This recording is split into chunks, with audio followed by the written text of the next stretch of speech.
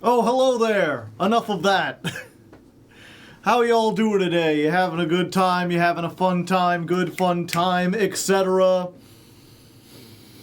Sorry, we were halfway through our fourth song. I only intended to play 3, but my food wasn't quite done cooking.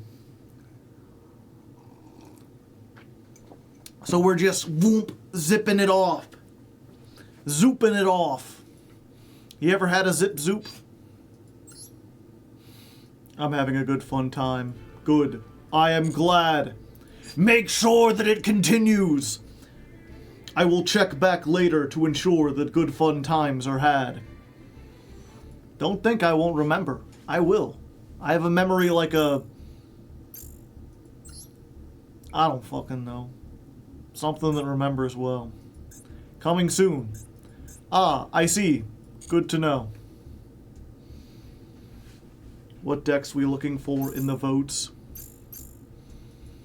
Okay, here, give me 1 second. I need to clean up some stuff. I don't think we need this anymore.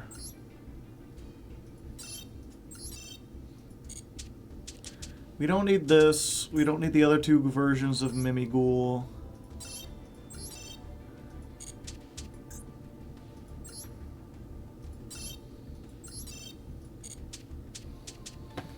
Um... 3, that should be enough. Okay. Laura Benz 13 rating with a party of 22. Welcome. I'm right at the beginning. I'm right at the start of the stream. How you doing today? Are you having a good fun time? Aloha.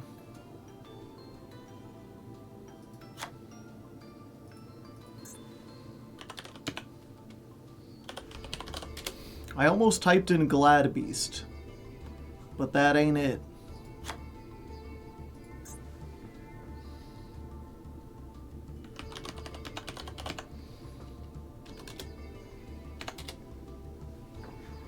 Do you prefer whiskey, vodka, or beer? I actually don't drink. I don't enjoy alcohol. The few times that I had, I can tolerate rum. Rum is like the only okay alcohol, but I don't drink at all.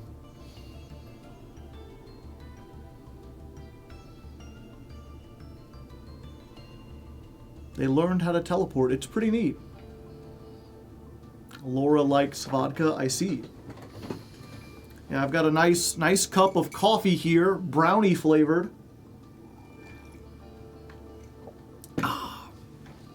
And I've got... Oh, there I go, dropping forks on the floor again.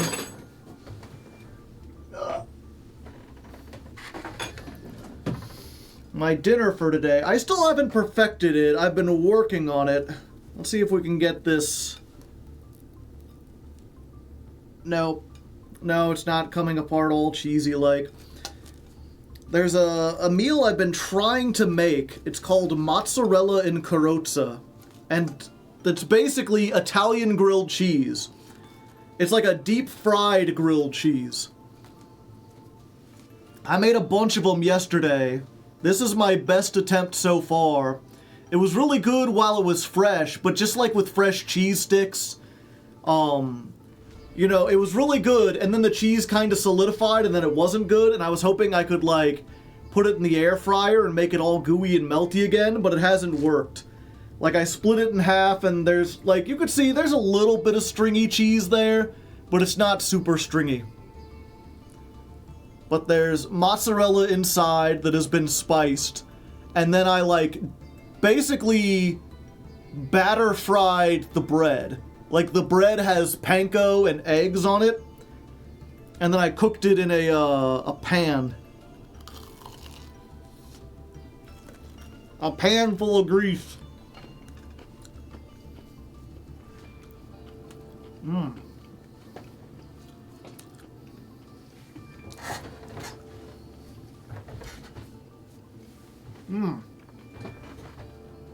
That is good, even if it's not gooey. Would recommend. It's really easy to make and fairly cheap.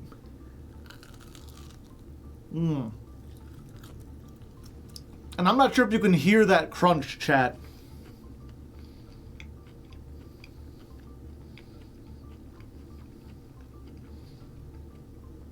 I can. Let me see if I can get, let's get some like eating crunchy grilled cheese ASMR here for you. A little.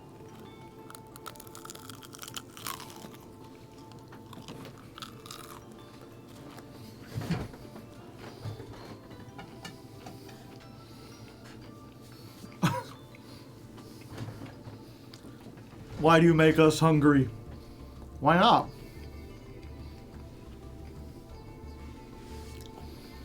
The best cheese is the one that takes forever to cut, no matter how much you stretch it. The crunch is the good part of the grilled cheese.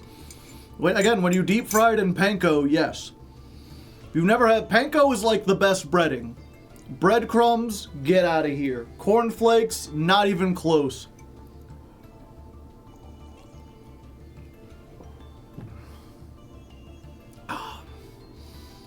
But yeah, here, let's go ahead and make a poll real quick.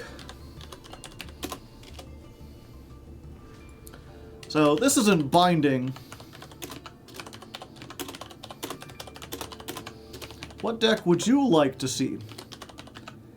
Speedroid, Flooful, Glad Beast, which is short for Gladiator Beast.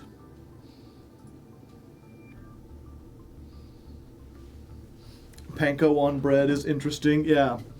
Well, the thing is, right, is, the bread, like, you get the bread, and then you put the mozzarella in between it, and then you kind of, like, smash it down really thin, and then you flour it, and you put egg in it.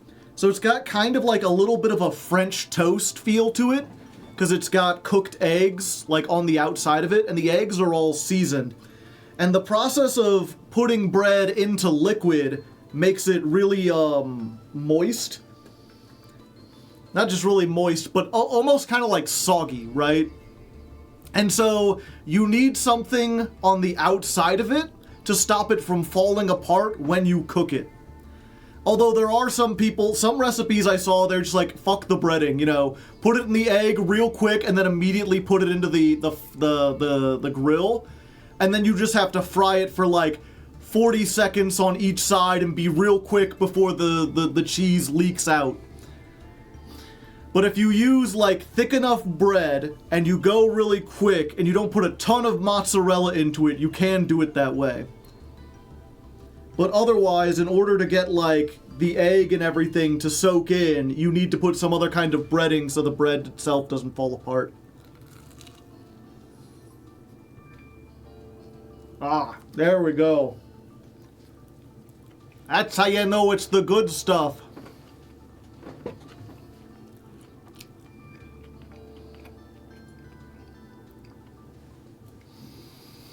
Speedroid is the most powerful.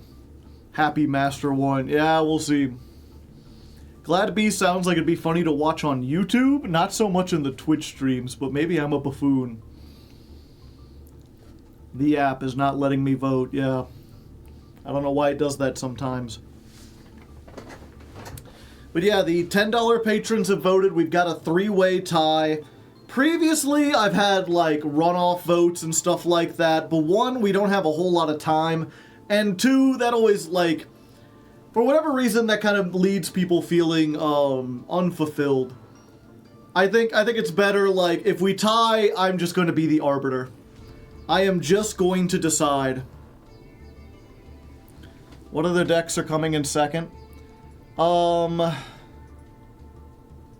Fabled is second. These 3 have 13 votes. Fabled has 12.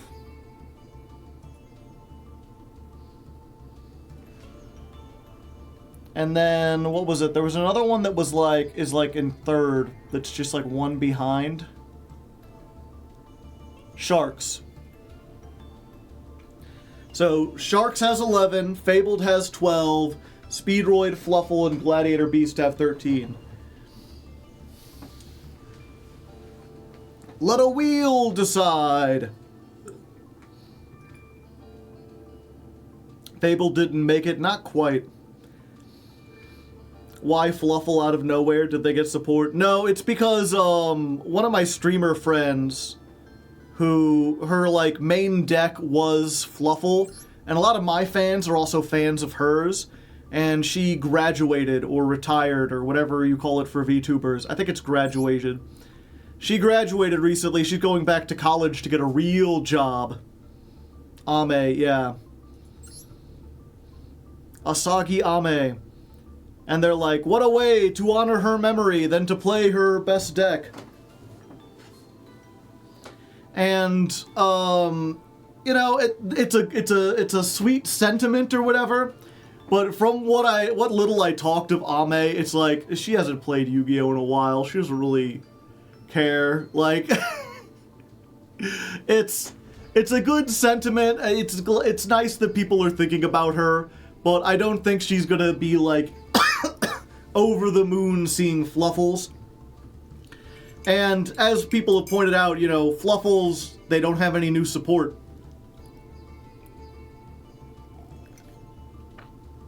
They haven't gotten anything in the last, like, 3 years that would make them more competitive. And they weren't really competitive 3 years ago. Maybe Rogue at best. I know there was one person who did say that there was like a list that topped like one of the Decade events recently, and it was Fluffle. Okay, looks like on the poll Gladiator Beast is winning with 48%, Speedroid with 30%. What better way to show appreciation than by showing Fluffle getting punched in the face by the meta? Yeah, so I think just because it, what was it? It would be the most difficult, it would be the least interesting. I don't think that Ame would like she would appreciate it, but like it's not gonna like bring her back, guys. It's a neat thing to do, but I don't think spending a whole month just like commiserating that Ame's gone is really the best way to handle it. And I think perhaps most importantly, like one of the big reasons we do these things democratically is because I don't know what the audience likes. I never know like what video is going to take off, and I think it's having a democracy thing is a great way to like get your pulse on the finger of the audience and see what might be interesting to other people, what they'd be what they would click to see. And I think in this case, it almost feels like Fluffle is specifically being chosen for like a subsection of my audience. You know, for the people who like me and also followed Ame, then Fluffles would be good. But I don't think putting out a Fluffle deck in 2025 is going to get a ton of views. They are kind of a family, or not a family, a fan favorite deck. So maybe. So I think for the sake of simplicity, I'm just gonna knock Fluffle out right now. Oh hey Eldius, how's it going? All three sound interesting. I'm gonna knock out Fluffle. I will repeat what I said earlier. What was it? Again, someone mentioned there was a Fluffle deck that topped an event recently. If you can find a deck list or a video of like someone playing Fluffle in 2025 in like master rank with like a good deck, I'll at least look at it and see if it's like something that seems really fun to do. How you doing? I'm doing all right. Family, yeah. I love Fluffle. Yeah, a lot of people have a soft spot for Fluffle. I just feel like I have to choose between three. We've got three that won the poll, and I could sit here and look up deck profiles for all three of them, but Fluffle already has so many things against it that if I have to make an executive decision, I think it's best to just move that out of the way and bring it down to these two. These are the two that got new support, that are in the selection packs right now, People do like these two. There's a lot of interest in them in the TCG and Master Duel. They're also fan favorite archetypes for certain people. So I think the best way to go about this is to look at videos for both and see which has the more interesting playstyle. Fluffle gets paired with Chimera.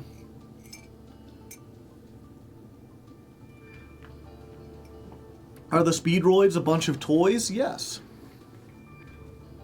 Have you considered that Speedroid allows you to go fast? Yes. Speedroids allow us to go fast, but Gladiator Beasts allow us to hit hard. This man has a whip. He is furious. Plus we get the furry crowd on board, you know? Going fast does make me feel alive, but going hard makes my leg, you know? 2 battle phases. Speedroid's got a new boss monster. Yeah, they got a couple new things. So, even though we've only been here for like 20-30 minutes, I think we're immediately just going to jump into that portion. Normally on these deck building streams, I try to build the deck myself first before looking on like YouTube to see deck profiles. But because we've got 2, that would take far too long, and I don't want to waste the time like building one and learning one if we're not even going to use it. So instead, we're just going to jump on YouTube. I'm going to find a whole bunch of like deck profiles. And we're going to watch YouTube together, chat. We're going to learn about these decks. Pardon me. We're going to learn about these decks together. And if you're watching this on YouTube, you don't get to see this part. Because I have a stance against, like, re-uploading videos of me watching other people's videos that feel, unless I'm, like, specifically writing, like, a reaction to it or a response video or something, it just feels a little, I guess, scummy to just be like, hey, and here's this deck profile. Now you don't have to watch it. So I'm just going to skip over that on the VOD, and we'll be back when I'm done looking at stuff. That looks AI generated to me. No, I don't think AI can handle, like... maybe the movement, but it feels like this is very basic tweening. If AI was involved, there would be a lot more movement, and it would be a lot messier. Like, the fact that the cape is only just kind of, like, wiggling back and forth, that's something you could do in, like, a basic program. I don't think this is, like, AI generated.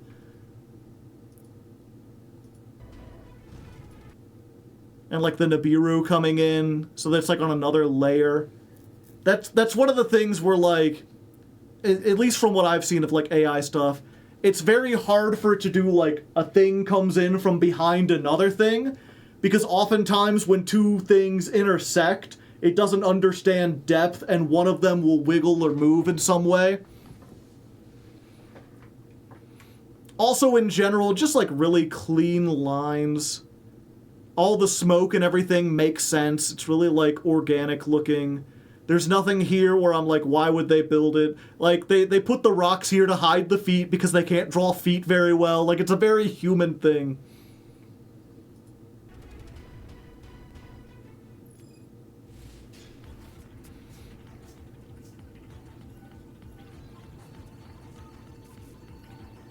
I'm also bad at judging AI art. I feel like I'm getting better.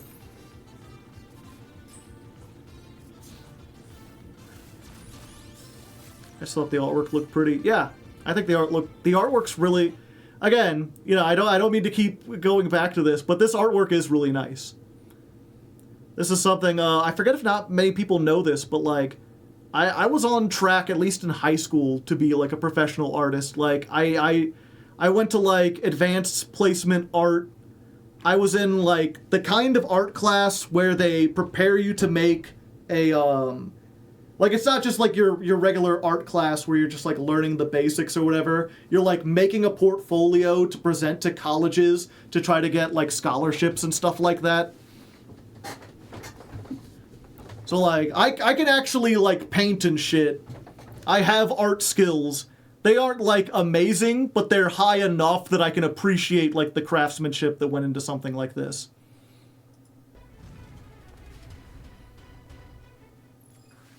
Chose the far more lucrative field of Yugi tubing. It's funny. I chose the far less debt-ridden field of being a fast food worker. It's crazy how much that turned out. There were so many people when I was in high school. They're like, you gotta go to college. You know, if you get a degree, they can never take that away from you. And I was like, an art college though? Like, I feel like you don't need to go to college to be an artist. I feel like, you know, your work speaks for itself. If you could learn to make good work on your own. And they're like, yeah, but you can network and connect with other people.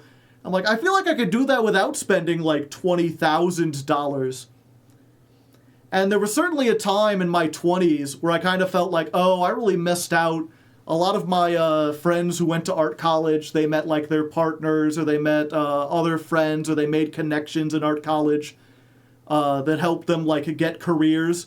And then within 5 years, a lot of those people were working fast food like me anyway, or working retail, or desperately doing commissions to try to make ends meet, while also dealing with the fact that they had, like, crippling, decades-long worth of debt that they could not pay and will never be able to pay.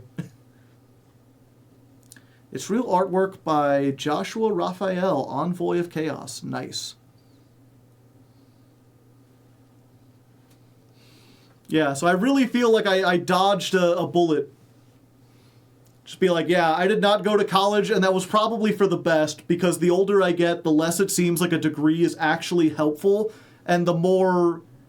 It was so weird being, at the time, being like, wait, I'm taking on debt that's going to take me 30 years to pay? I should be really certain about what I want to do. And it felt like every like, counselor and teacher I had, every parent who was talking to me, had this, like, 1960s, 1970s perspective of college, where they're like, yeah, you can go, and it'll cost you, like, a little something, something, but it'll be worth it to figure out what you want to do. They're like, yeah, you just go for a few years, and then you'll discover what you want to do. And it's like, no, I don't think you understand how much debt it takes. Like, I'm not taking on $20,000 to figure out what I want to do. I will figure out and be 100% certain, and then I'll go into college. And at the time, people treated me like I was crazy or stupid. It's like, no, I paid attention in math class. See what you want to do. I could find a Porsche. What are you talking about? Classic boomer. That was another weird thing where it's like, I remember being in college, or not in college, in high school, and we were picking all the math classes, and there's like 3 general choices. There was like geometry, which you only took if you were going into physics. There was like, what was it? It's like, was it pre-calc or like algebra or something? There's one of them, it was like advanced algebra or pre-calc. And most colleges required you to take that, and all the teachers were like, if you don't take that, you're going to have trouble getting into college. You'll have to take it as like a separate course.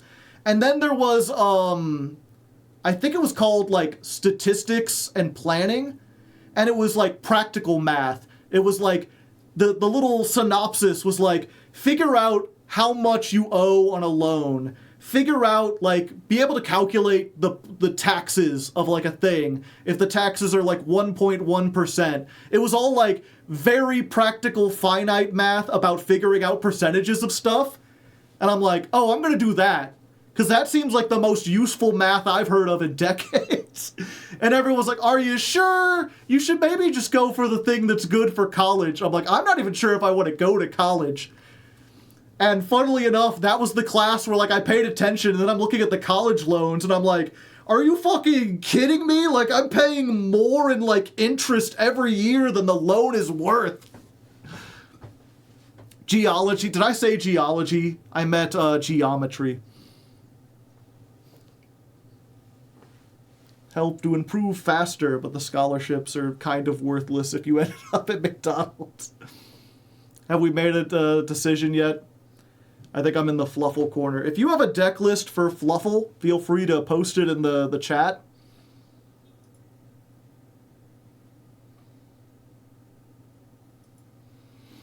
But I haven't even looked into it. I'm happy. My first 3 years are slower and free. Yeah. To be fair, I did eventually go to college for a little bit. I took some college classes, but I took them because I was poor enough.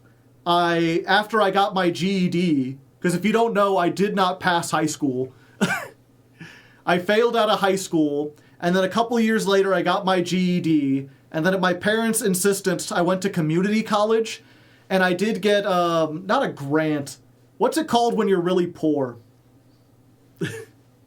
When you're really poor, and they're like, yeah, we'll give you a little money to go to classes. I got like a tiny, it's not a scholarship, financial aid, yeah. I feel like there's another word for it, but yeah, I essentially got financial aid, and the financial aid was like enough to take like 2 courses a semester. And I remember when I signed up, and they're like, they basically assume that, yeah, if they give you 2 courses for free, you wouldn't drive down to the college just to take 2 courses a semester, because at that rank, or at that speed, even getting like a 2-year degree would take you like 4 years. Or like 6 years. It would take you 3 times as long. They assume you're going to take at least like 4 to 6 classes. And I was like, nope, I'm just taking what I can get for free. I don't care how long it takes. I ain't paying shit.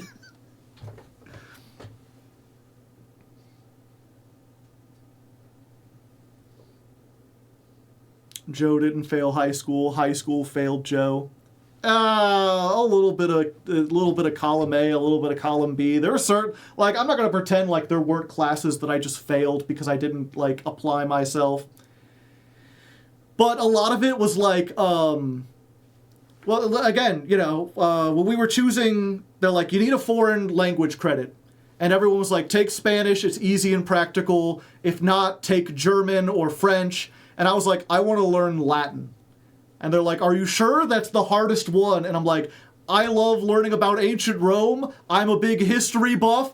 I want to learn Latin. And I think I passed Latin 1 with like a C. I was terrible at it. I'm terrible at languages in general. I tried to take Spanish in college, and I failed out of that too. I had to drop out because I was doing so badly.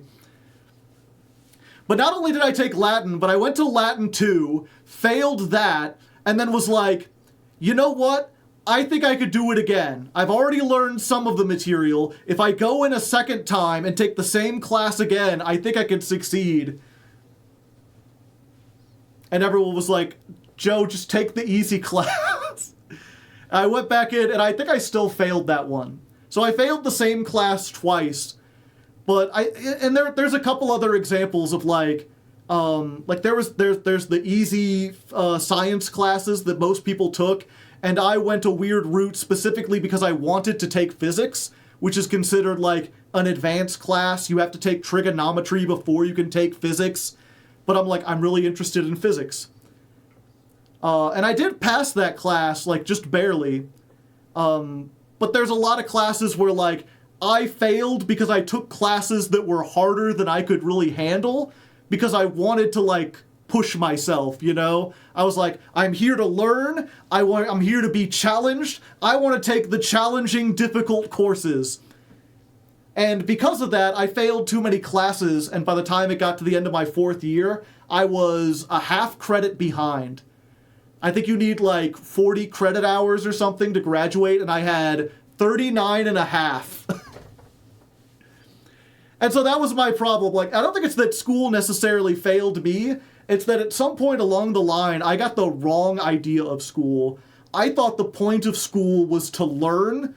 I thought the point of school was to, like, challenge yourself. And it turns out the point of school is to, like, prepare you for a job in which you just have to do your duty and suck it up and not think about it. It's not supposed to be fun or interesting or engaging or It's not supposed to, like, stimulate your brain. You're just supposed to do the work. No extra class? That was with extra class. The last year I took what's called a 0-hour class, where I wake up an hour before the normal bus and go into school at like 5 in the morning and take a class before everyone else gets there.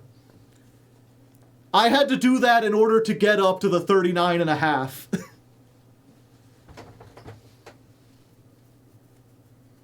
Nowadays we take 10-hour online course for half a credit, yeah. Yeah, I took 0-hour my senior year, and I also went to summer school the year before.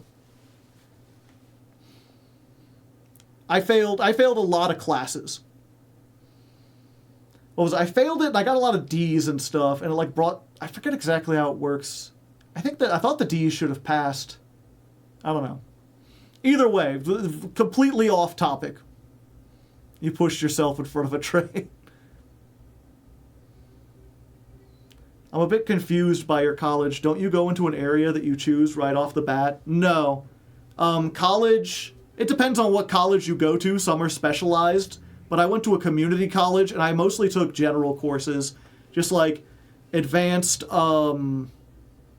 like college level literature and history and science and math. What are those? It's a mixture. Yeah, I guess I didn't mix it very well.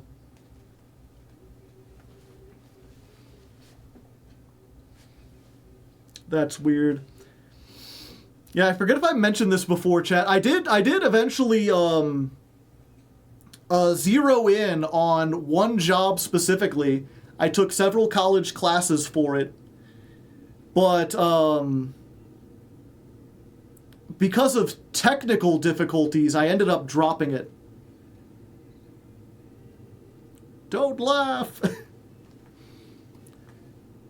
yeah, I'm curious. Does anyone remember what I went to college for? Answer that real quick. I'm gonna get a drink real quick. I'll be right back. This should only take a few seconds.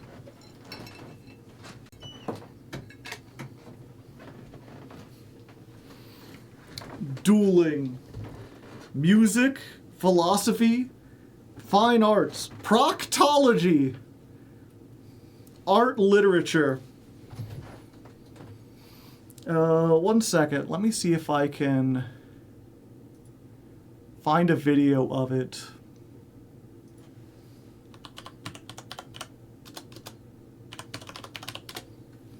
Paleontology.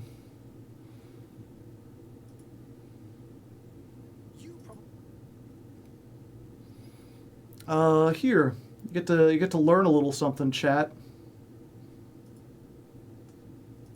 Type at about 40 words per minute. That's the average typing speed, and on average, you're probably pretty average. But hey, I don't know you. If you write a lot for your job, you're probably closer to 60 or 70 words per minute. If you work a dispatch position of some kind, then you're probably required to type 80 to 95 words per minute. And if you're Stella Pahunas, the fastest typist in history, which you are not because she is a dead woman in Ohio and Ohio does not yet have access to the internet, then you can type at 216 words per minute. But here's where it gets a little weird. If you're a stenographer, the person who transcribes what's being said in a courtroom or on live television, then you can probably type anywhere between 225 and 360 words per minute, which is faster than most people speak. So, hold on. If Stella was the fastest typist in history, how is it that that little old lady in your local courtroom can type even faster? Well, it's because she's cheating. And by cheating, I mean using really cool special techniques that I'm going to spend the rest of this video explaining. The art of writing words really super fast dates all the way back to ancient Greece. Do you really have to do the fucking, like, YouTube, video essay thing where they're like, okay, I'm going to tell you about something neat. The ancient Greeks, like, you don't have to go all the way back to ancient Greece to tell me about this shit. Come on, buddy. He's got to make to 5 minutes. I was like, this will be short. It'll be simple. Never made sense to him because stenography wouldn't be invented for another 2,000 years. This form of shorthand actually stuck around for... Okay, yada yada. Get to the modern thing. Okay. Because every time, I always try to explain this to people, and it's really hard, so I'm hoping this video will be able to get it a little better. with the individual sounds that make up a word and not actually how they're spelled. But how does it type in whole syllables? Well, basically, the keys are broken up into 3 sections. These consonants represent the beginning of a syllable, these consonants represent the ending of a syllable, and these vowels represent, well, vowels. If that sounds confusing to you, don't worry. It's gonna get way more confusing, so you can just kind of zone out now. When a stenographer types a syllable, they don't just press a single key, they press all the keys that make up the syllable at once. The letters at the beginning, the letters at the end, and the vowel in the middle. It's kind of like a chord on a piano if every piano composition sounded like a Legal Eagle video. To show you how fast this is, let's say someone in the courtroom just said, "I learned how to commit arson on Half Is Interesting." On a normal keyboard, that would take 52 strokes to type out. On a stenograph, it would only take 11. Now, 2 quick things to point out about this translation. Since there are only a handful of keys on either side of the keyboard, some letters are created by combining 2 other letters. This HIA superfan didn't commit arsop, he committed arson, but since there's no N on the finishing half of the keyboard, it's created by combining B and P. The other thing to point out is that some words or phrases that might commonly be used in a courtroom are bound to a single stroke. Interesting might have 4 syllables, but it has a special shortcut because of how often this channel is cited in arson cases. For a long time, stenographs just outputted the exact letters that were typed, which kind of made it look like everyone in the courtroom was being possessed by the devil. But nowadays, these keyboards are hooked up to computers with built-in dictionaries that transcribe what's being typed into readable language in real time. Of course, more and more courts have started to realize that they could just replace this whole elaborate system with another newfangled technology called recording audio, so Which is like the main reason, what was it? One of 2 reasons I quit. One, I had a stenography machine, which even a used one cost like $800. And then after my first year, it broke and I couldn't afford to get another one. I could maybe have borrowed some money from my parents or taken out a small loan or something, like a micro loan. But then I remember going to my parents one day and it was on TV and they had like a thing playing where they're like, my digital assistant, where like you would put it on your phone and you would talk and it would put it into text. And I was like, oh, I'm gonna be replaced in a year. There is no reason. I'm like, the technology is going to be there to replace stenographers, like, within my lifetime. So spending 1,000 hours to learn this skill is not gonna be useful. And so I ended up just like quitting college. Raiden, thank you for the 40 months. But it is, yeah, it's just super interesting. I still remember some of this, where it's like a keyboard, but it's not like typing like you normally do. Like, if the word stop, instead of hitting S-T-O-P, you hit S-T-O and P all at the same time. That word was something, so every word is like one press. So you'd be typing, and it's all just like dun dun dun dun dun dun dun dun dun dun. You're like hitting several things at once. And like, yeah, because it reads right to left, stop is one of the words that would work. But if you want something like dad, it's like, well, there's no D on the left side. So you just have to remember that T and K together make D. And it's pretty neat the way they set it up, where it's like, yeah, P and W are almost never used together. So you would never, like, hit them the same time unless you're trying to make, like, one of the letters on this side. And then you just have to remember that, like, TKOD, when it prints out, is dad. Or, I'm sorry, TKAD. So have stenographers been replaced? I don't think they've been entirely replaced. But one of the things I remember was we did like a career day where we got to talk to a stenographer, and they're like, yeah, you can make pretty good money and get a reliable career as a stenographer by like working for a court, but the real money is being an assistant for a lawyer. If you get a job working for a lawyer where they have to like transcribe things or just take like notes or whatever, they're like, they will pay you ridiculous money to just sit in their office, and they're going to like say something to a secretary and have you type it out just so they have it like written down. And they're like, but that means you got a network. That means you don't just go to court. You go to court and then afterwards you hang out at the bar that's by the courtroom. Because every courthouse apparently has a bar nearby where the lawyers hang out and mingle. And you got to go there and kind of introduce yourself and be like, and by the way, I'm also a stenographer. They still average like $60K a year. Ah, yes, the courtroom bar. Yeah, the big thing they also said is like, yes, every courtroom and every courthouse in America needs a stenographer. But stenography is something you can do well into like your late 80s. So once someone gets that position, they do not open up. And they aren't exactly building like new courthouses every week. They're like, oftentimes if you want to get a stenography job at a courthouse, you got to move somewhere. Is that where they have the bar exam? Yeah. But that is the one other thing where it's like, I went to college and I took mostly generic classes and also a bunch of legal classes because I had to know like legal terms and basically like Law 101 in order to be a stenographer because so much of stenography is specifically like legal terms. Shameless bar, self-plug, yeah. And it's like, am I good enough to give legal advice? Like, God, no. I am nowhere near a lawyer. I do not have any lawyer skill. But one of the few things that stuck with me from college is just like, I think I took a class that was specifically just like legal terminology.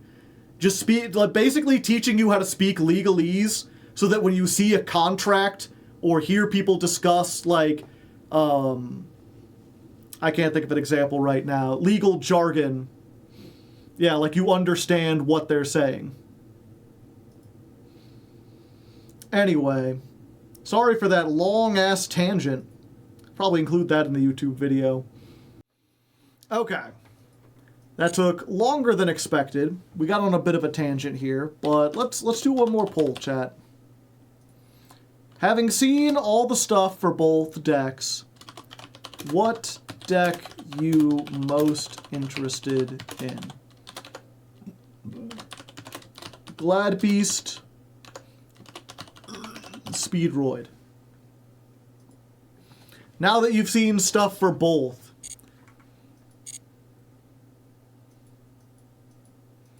Ancient Gear. Let's just play Ancient Gear again. Let's just ignore the will of the people.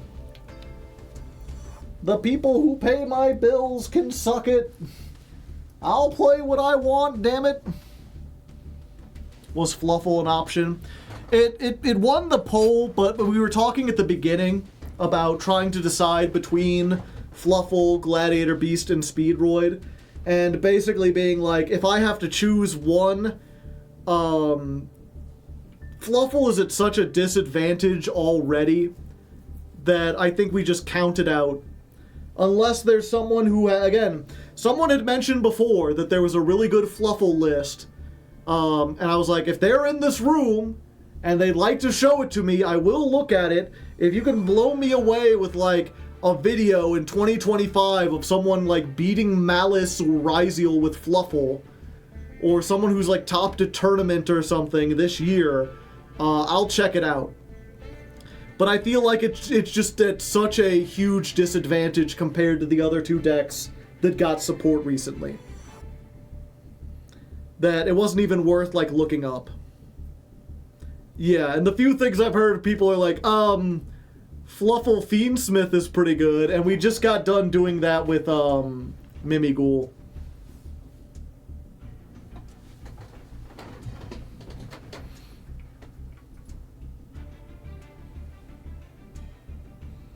Is there a Fluffle Light Fiend? No.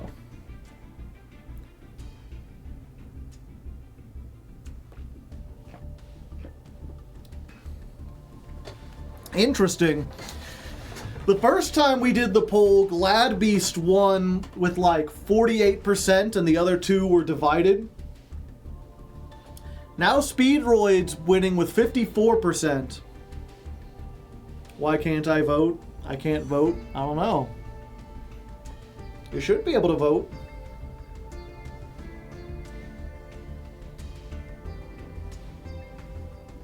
Some can't vote. Who would you vote for if you could?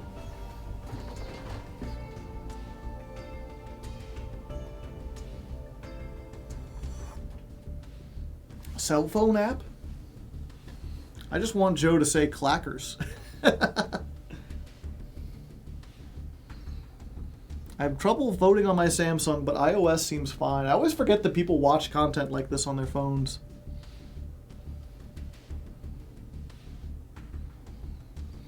Yeah. The thing is, at the end of the day, both of them are combo decks. Both of them were just doing stuff. It's just whether or not you want to make fusions or synchros. Personally, I think the fusions are more interesting. I feel like we did a synchro deck not too long ago, right? Yeah, we did Cristrons. We did Cristrons not that long ago. The wind synchros are neat, but they're not that neat. Gladiator Beasts have that old school feel. They have, like, if you brick going second, you can always, like, attack into something and maybe get going.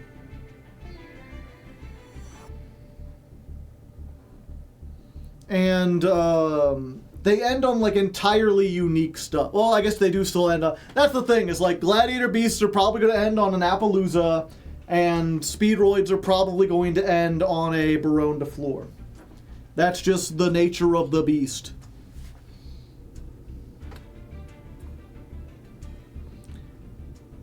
I didn't vote because I'm not a $10 patron.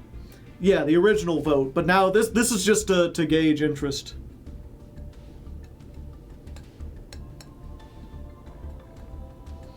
Yeah, either way, it's a combo deck that ends on negates. I feel like Gladiator Beast might be a little better because its its combos are weaker to hand traps, but also they're able to play around Nibiru. Their combos make more unique things because everything you're making is a Gladiator Beast card. Gladiator Beast combos are shorter. I don't get to say clackers. And I think the main thing was just that Gladiator Beast, we can play Go Second Glad Beast, we can play Primite Glad Beast, and we can play Tri-Brigade Glad Beast. Whereas Speedroids are just Speedroids.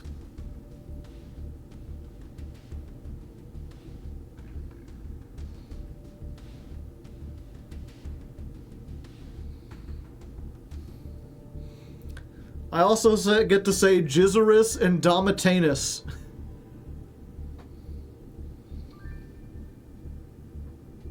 And Dragass.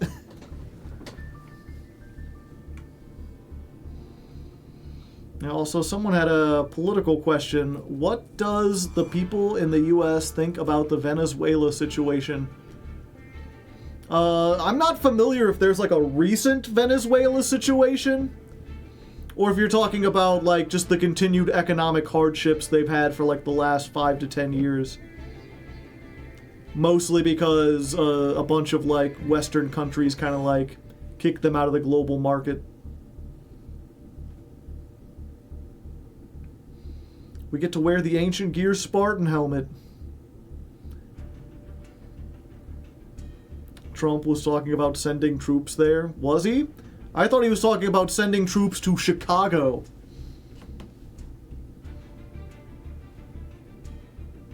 I mean, I guess the more places he wants to... The more he wants to spread himself thin, the less likely he is to use them on American citizens, so I like that. Sure, whatever, man. Go to Venezuela, invade Greenland, invade Chicago, Maryland, New York, D.C. Troops everywhere. We got the biggest army in the world. We will not run out of troops. You get troops. You get troops. Fuck it. Hong Kong gets some troops. Australia gets a few troops. Djibouti, just because I like your name, you're going to get a couple troops in there. Nuke LA, sure. Why not? China.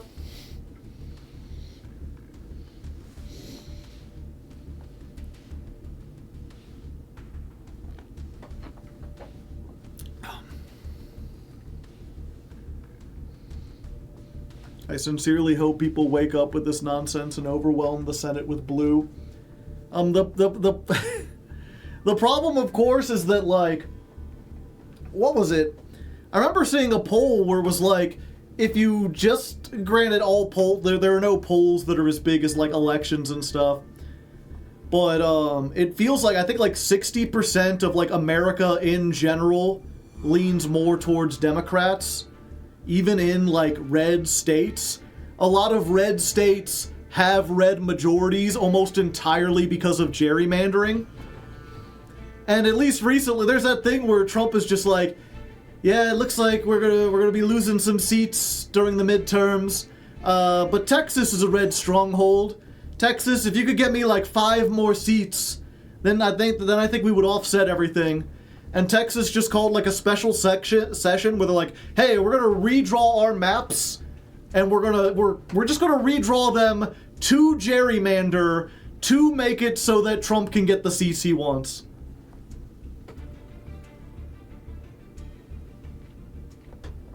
Let's gerrymander 5 more in Texas. They win because they cheat, yeah. It's one of those things, well, especially with gerrymandering, where it's like, I've known what gerrymandering is since I was in, like, middle school, but I'm realizing that I went to a very good school. My school was, like, top ranked in the state. Because some people hear that, and it just kind of, like, goes over their head and washes over it.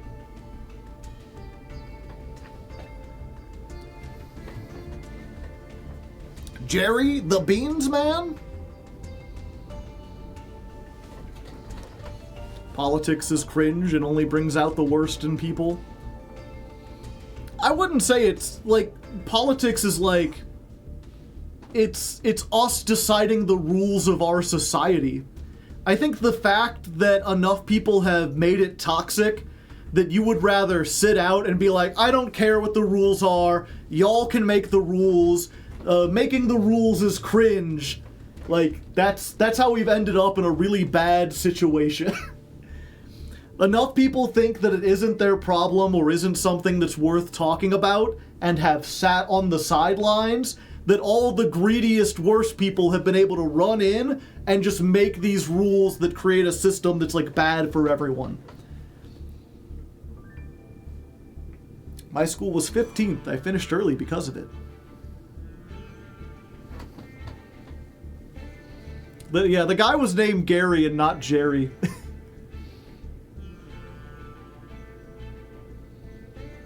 As a German, I don't understand the word, but that's okay. Let's, I think I could do this real quick. And get some MS Paint. It's been a while since I've broken out the MS Paint.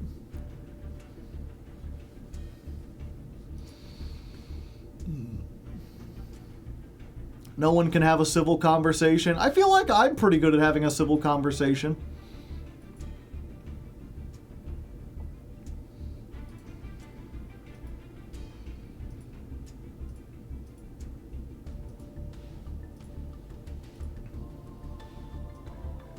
Let's see if I can... Okay.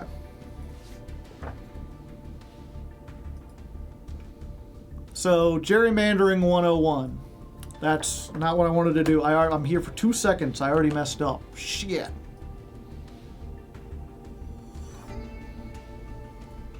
Let's say this is your state. And let's see. We need some numbers here. Let's try to make it nice and simple. Let's say you've got 100 people in your state, and we'll just do 60 are red, 40 are blue. And we'll just say, like, red and blue, those are stand-ins for the political parties, you know. Democrats, Republicans, whatever you want to say. I can't move this beyond the border. And so, you know, realistically, what we would want to do is, like, if we had a good voting method, if we had a solid way of organizing this, what we would do is we would have everyone in the state vote for, like, which party they like, and then we would dole it out. Let's say that our state, because it has 100 people, gets,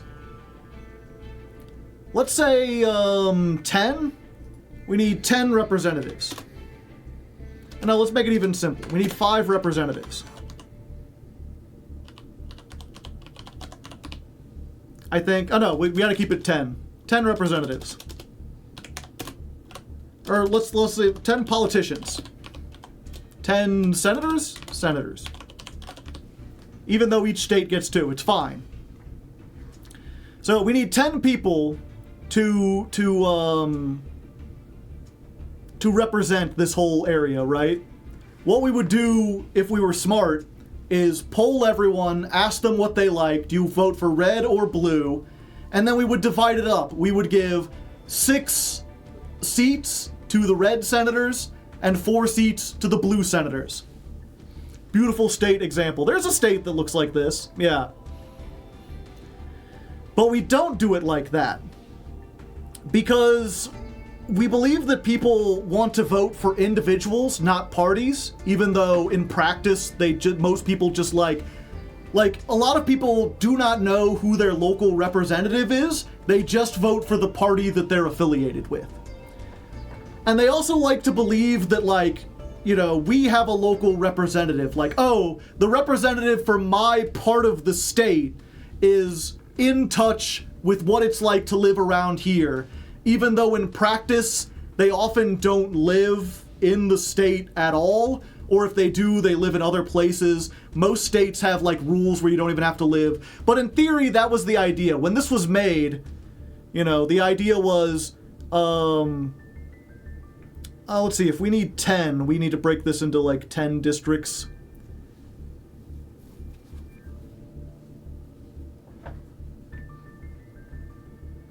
Yeah, see, I always think this is easy to explain, and then I actually try to sit down and do it, and it's, like, not as easy. Yeah, so realistically, if this is the spread of the whole state, but let's say, for example, I guess we break this into 5? 1, 2... 3, 4, 5. Okay.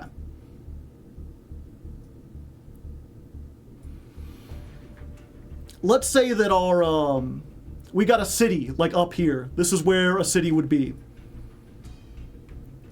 And so, even though 60 of our red people, 60% of the population total is red, like, half of that lives up here. Whoops. I guess I should put...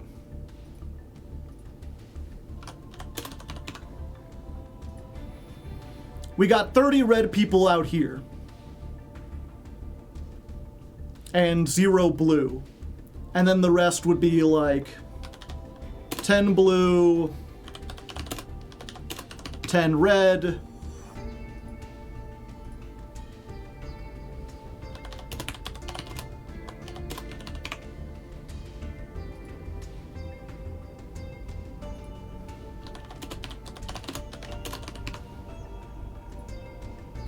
and then this one would be, what, we just need 10 more red? Oh no, it would be, we need 10 blue. There we go.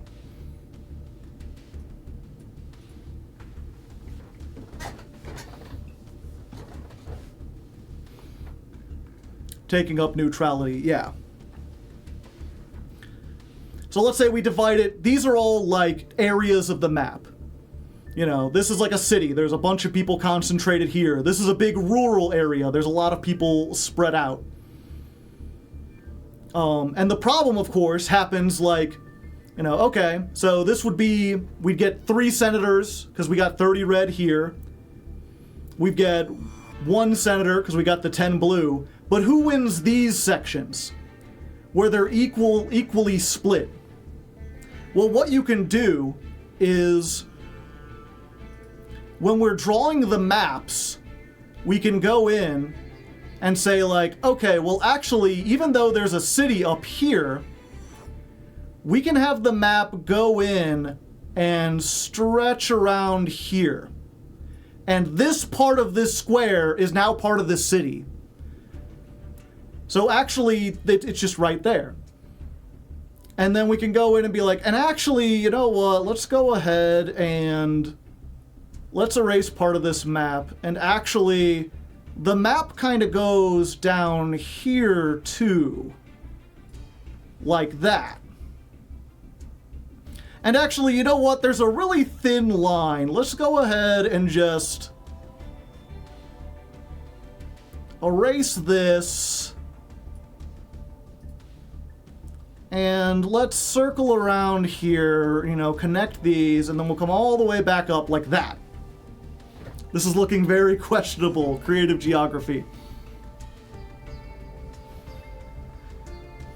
And so what ends up happening, right, is they're like, okay, well, even though overall the thing is 60% red, because we've created the lines on the map so that all the red people are encircled, this whole thing is one section. And let's say that gets like 2 senators. So you end up with 2 red, and then you look at the rest and you're like, well, there's a blue, there's a blue, there's a blue, there's a blue. They all get 2, 4, oh no, that'd be 8. 8 blue. There you go. Nice and even. Yeah, there's probably like a better way to like facilitate it. But that's essentially like, if you look at like the Texas map, for instance, they've noticed that a lot of the Democrat voters are in the cities. So one of their districts just goes from one major city in Texas, goes down through a stretch of land that is nothing but a highway, then expands around the other city and makes this barbell-shaped district hundreds of miles apart, where the person representing it can't possibly live in both places. That is allowed? Yes.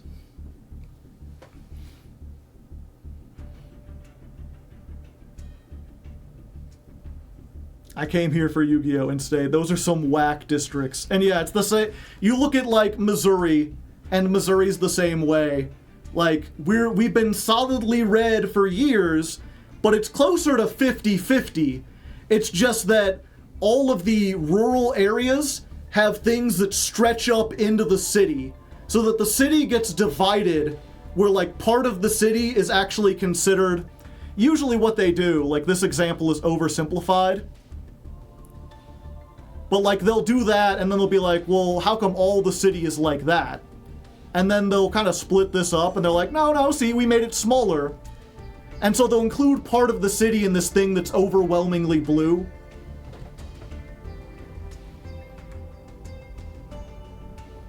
The notorious C-shaped district near Houston, yeah.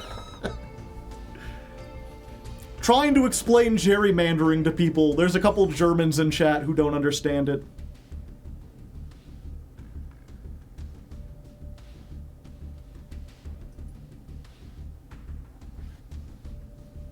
Yeah, and it's one of those things, to be clear, both Democrats and Republicans have been guilty of gerrymandering.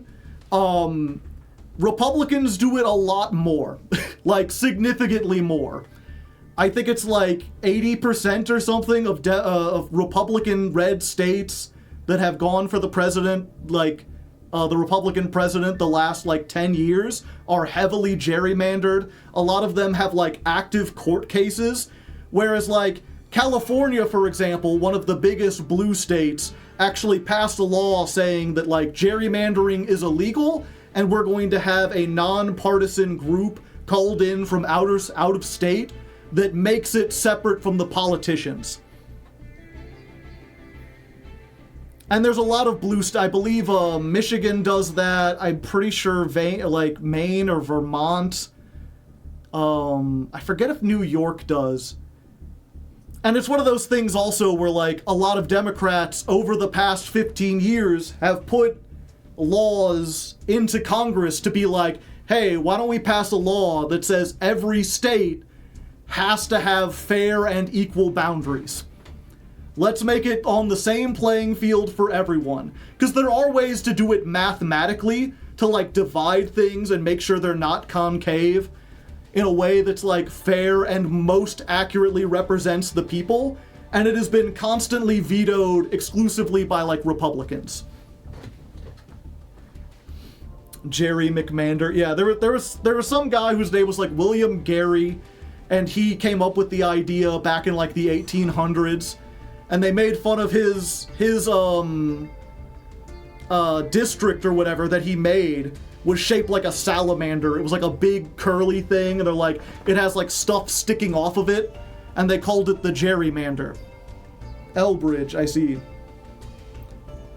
As a German, I must say, that's a shit clown show.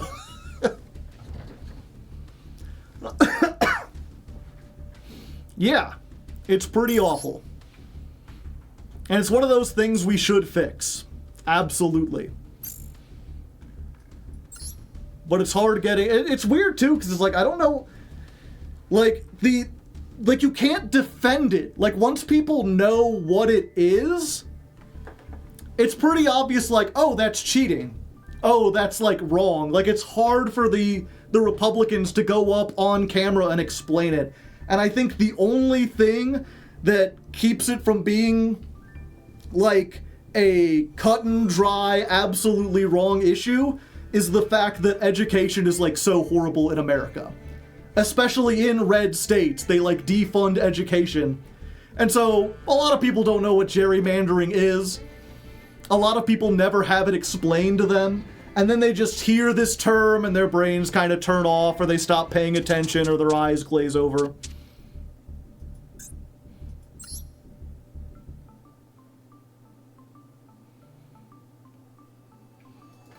Anyway, you ready to build Gladiator Beast, chat?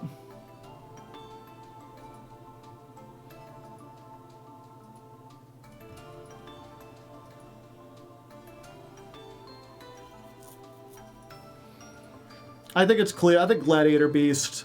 I was kind of leaning towards it before.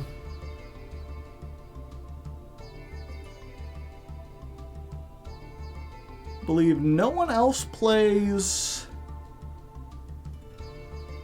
We need to determine your accessories first.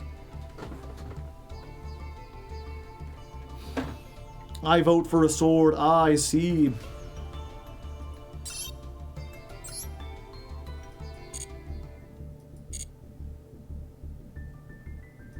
Oh, I don't know why I left.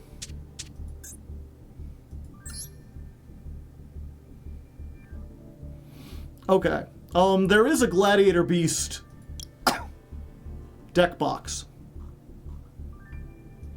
And I'm pretty sure there's a Glad Beast sleeve, right?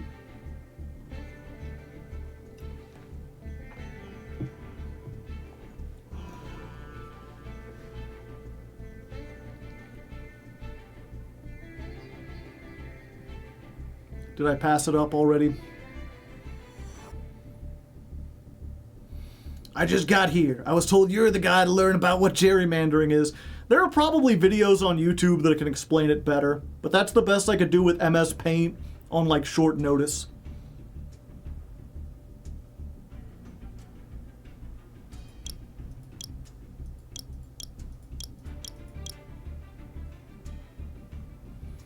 Right over there.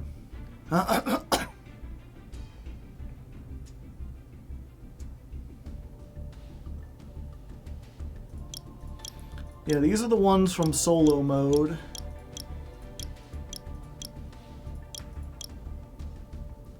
I guess there wasn't one in solo. Oh, wait. No, that's Bujin.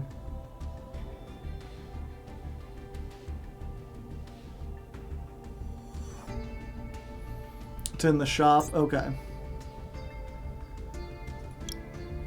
I was gonna be like the forest, but no, we need like an arena.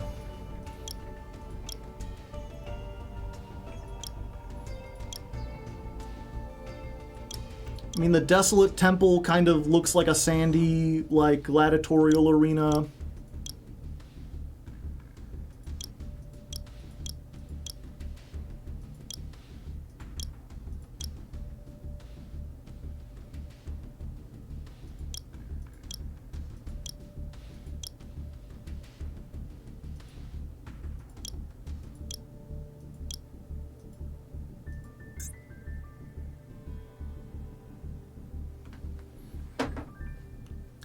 Oh, this is the Sky Striker one. Gotcha.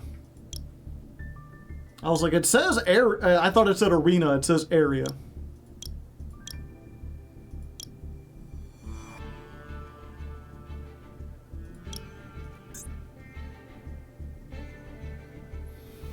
Yeah, like this has the ancient Roman like pillars and shit.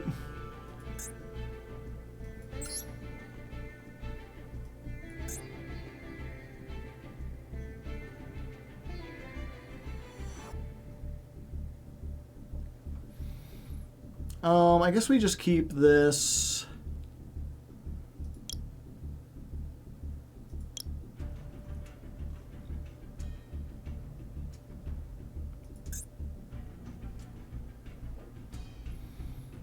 Mate space. I don't know what the mate's gonna be. I know there's not a Gladiator Beast.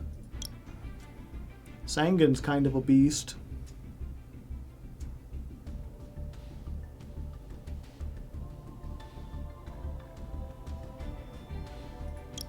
Frost Sheep, although it's like sleepy. He's a beast. No, he's a fiend too. Sword? Sword for the gladiators? Or maybe the Olympic torch?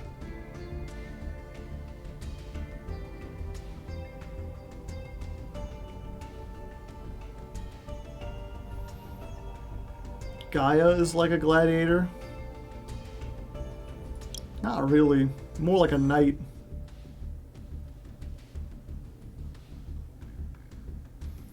Raiko is a beast. Eh. I guess we do that one. We have it.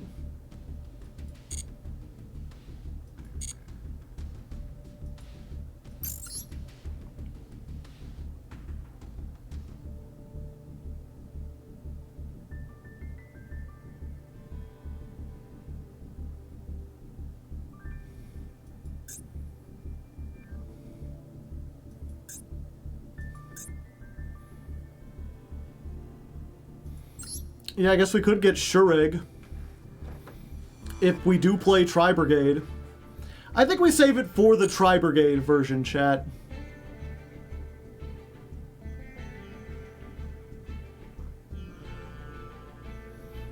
Let's see. Lost World, that's dinosaurs. Sinful Spoils, Earth's Arctic, Pressure Planet. Ritual Cave is kind of like an arena, but not really.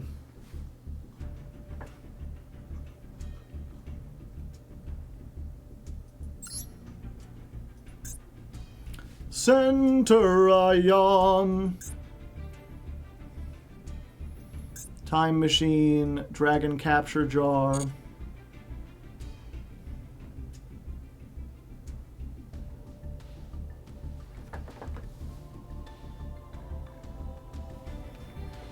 Polymerization? I mean, we don't use polymerization.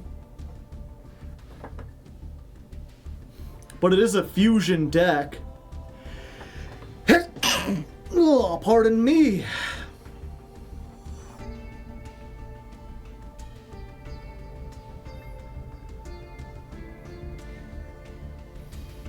Ryziel, the Chronicles, Clearwing. There's Geyserus.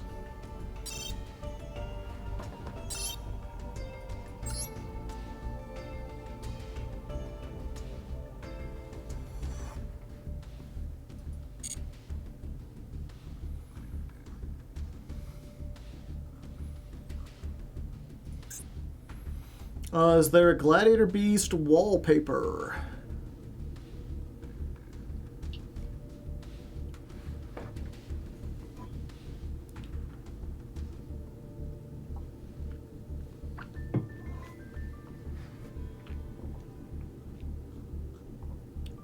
No, it doesn't look like it. We just use the Shureg one.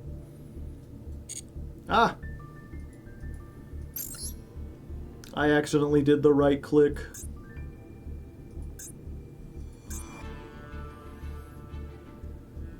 King Sarcophagus, Pot of Greed. Oh, I can have additional deck slots. Yeah, I guess I'll add that. I can always use more deck slots.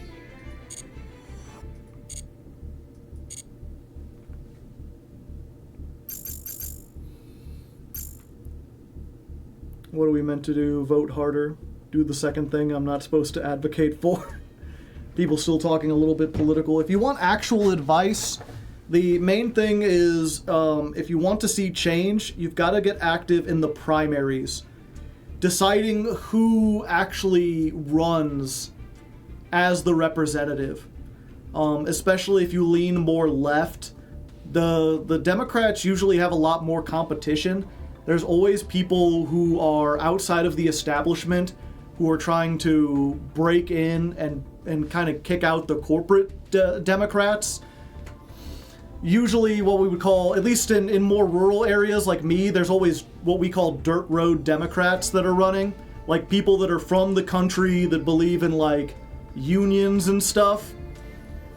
That are much more into like the economic policies of like helping people out and are oftentimes like church related people. People who actually believe in like charity. If you can get those people so that they're on the ballot during November, then they have a bigger chance of winning. There's also community building. If you haven't looked, look up like mutual aid groups in your area. Look up like free stores in your area. There's other names for it, and I can never remember. Mutual aid's probably the biggest one. If you type in your city or your town or your county and mutual aid, there's usually an organization. And those organizations are basically just about like building up power within the community by like stockpiling food, by teaching each other skills, by creating a network of people who have skills so that when disasters come, you can rely on each other. And basically by building up, for example, local sources of food, you can wean your dependence off of like corporate stores and supermarkets, and also away from the government in general, so that whether the government collapses or there's an economic collapse, those local systems are there to pick up the slack and keep things going on a local level. And those people also double as political groups, because oftentimes the people who want to help kind of share a lot of political ideals. And once they become big enough, once the group incorporates a large part of a community, then they can start being active politically and getting candidates up to vote who are more in line with what you believe in.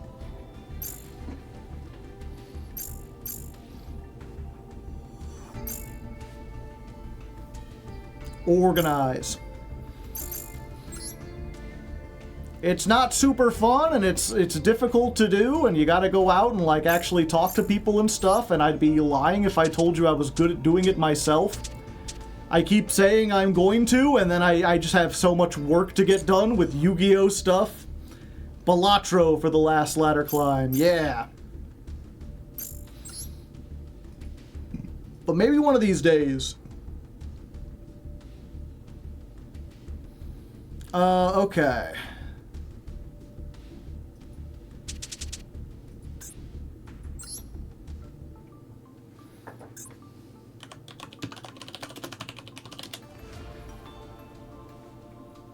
But can you bench 135? You're a bum, Rocky. Imagine if Cardian got support. I would rather not. I would prefer if Cardians got no support. Okay, so Moha's just playing one of these. I'm not sure. Maybe we do it in two? No. So I've got one of these. No one plays Anabata anymore. No one plays Gaio Diaz.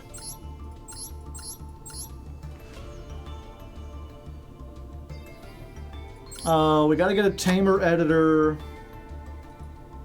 Let's look at MBT's deck real quick. His was early on, and it's TCG brained. He's playing 2, so maybe we might want to play 2.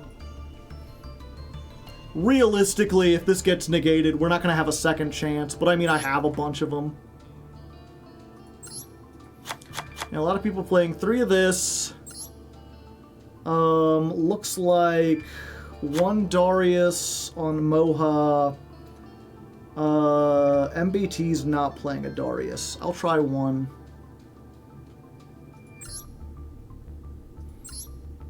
One Esadari. I don't believe him. But we'll try it. 1 Noxious. Test Panther. 2 Test Panther. They're both playing 2 Test Panther. Damn it.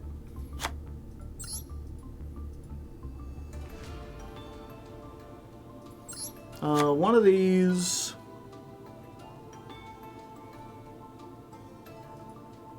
Are either of them playing this? No. I do really like this.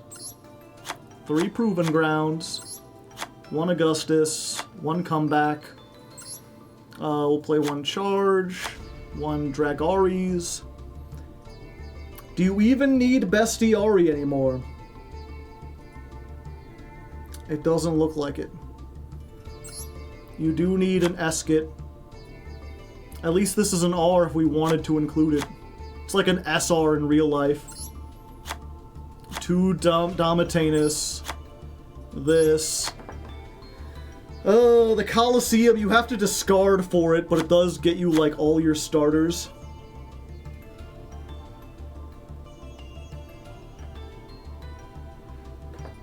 And then, of course, the Master Duel tax. Isn't the bear great? I mean, don't tell peeps that. The bear is weird. It's Peep's favorite card.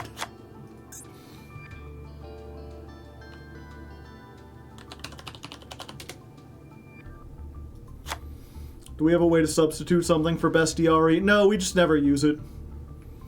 Bears. Yeah, it's, if you don't know, Peeps is another content creator, and he had a famous, I forget what show it was in, or maybe it was on a stream or something, but he was talking about how in one of the latest sets, there's the Mimighoul stuff that he really wants, and then there's, among other things, the Gladiator Beast stuff, including Test Bear, and Test Bear is like a secret rare. It's one of those, like, things that you only pull once in every, like, box of packs or something like that. It's very difficult to pull, and there's only, like, a handful, I think, like, 6 or 7 secret rares per box. Or not per box, but in every set, there's, like, 6 or 7 secret rares, and you only get, like, 1 or 2 of them in, like, a whole box worth of cards. And he has been pulling those packs, winning them at locals, and for some reason, he has not gotten the card he wants, but he has, like, 7 Test Bears. Every single time he pulls an ultra rare, it's a fucking Test Bear. And he's like, it sucks, because I even wanted to get into Gladiator Beast, and none of the TCG lists are even playing this. Oh, he has 15 now? When I saw it, he was only up to 7. He's like, I can't even, like, sell it. They're, like, short. No one wants it. It's not a competitive card.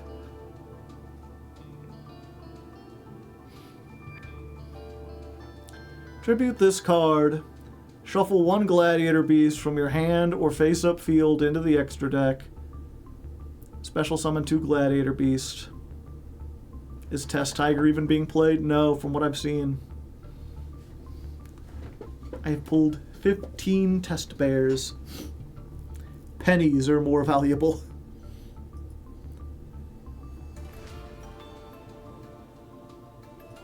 The biggest ash magnet. Yeah, that's what it seems like. What's it called? Primite. So we play 3 Lordly Load. Reveal 1 Primite or 1 normal monster in your hand. Yeah, that's the thing. I feel like Drill Beam doesn't do anything. We want 3 Roar, though.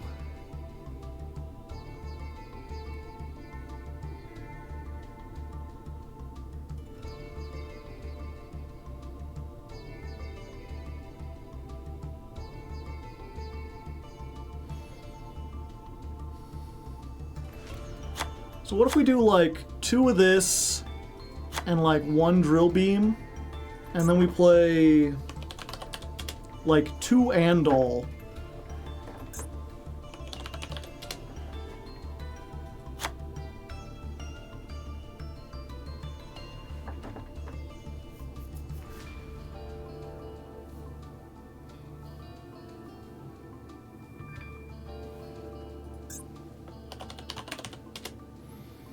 And then 3 Imperm and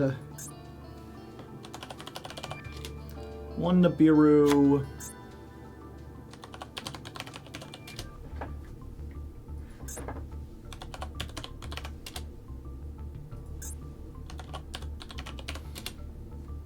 I always think they're Molt Charmies, and they're just Mole Charmies.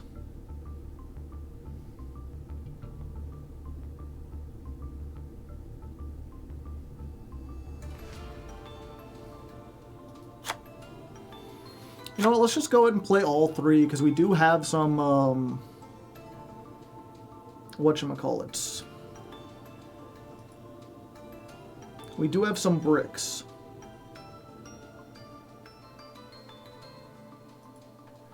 Lancia, we'll throw in Lancia once we get to Master. I don't think we'll need it as much in Diamond.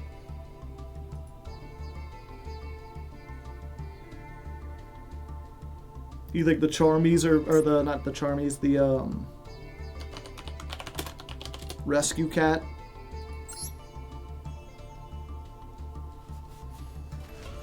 The thing is, this seems like an Ash Magnet too.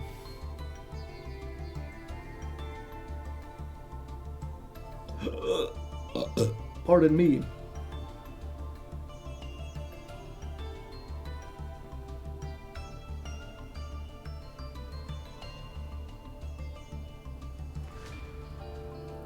Oh, what do we summon off of this?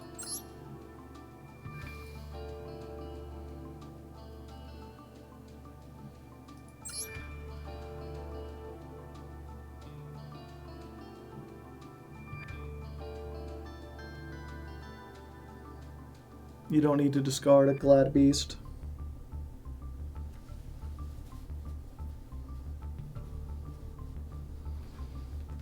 Two Justel.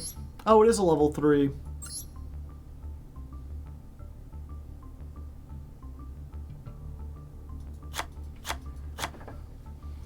And do that and take out 2 of the Charmies.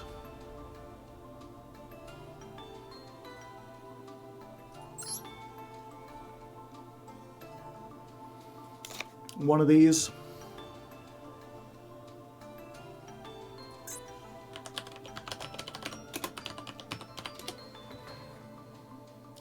And somehow I missed a Heraclinos.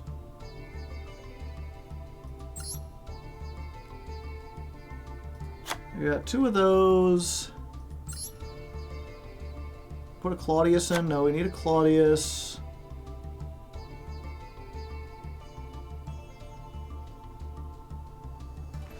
Where is Heraclinos?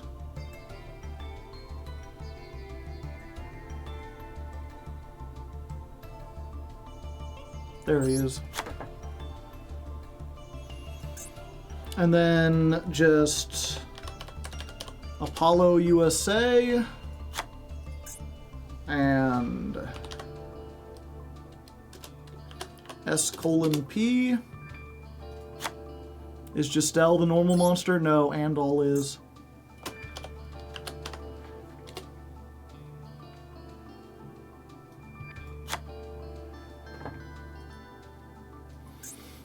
Yeah, I guess actually never... Do we want to start out with the Primite, or do we want to build to the Primite, chat? Like, maybe for now, since Test Bear is an SR...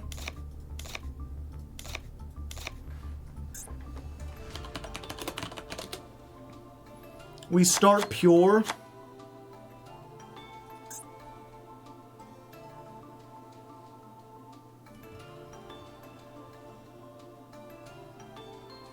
No Primite today, too. Yeah, well, we'll test it first and see how it is.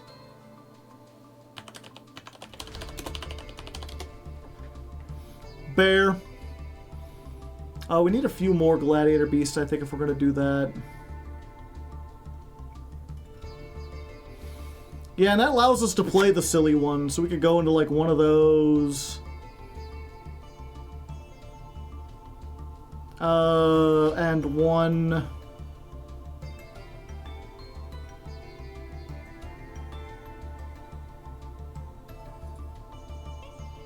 Yeah, that one probably not worth playing. Yeah.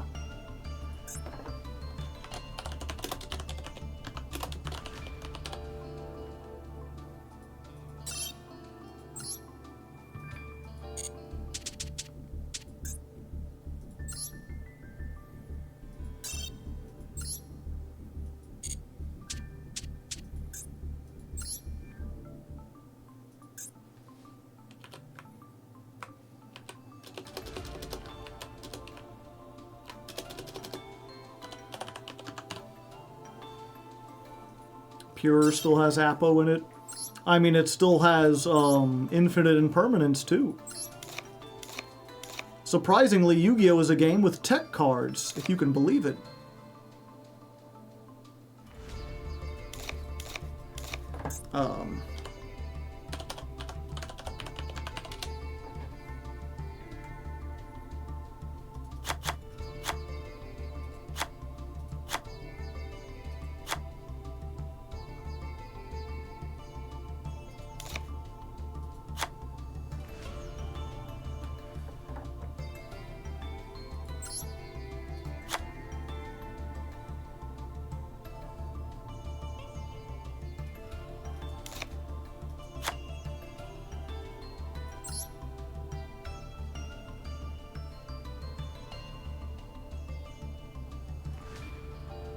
Yeah, maybe try that.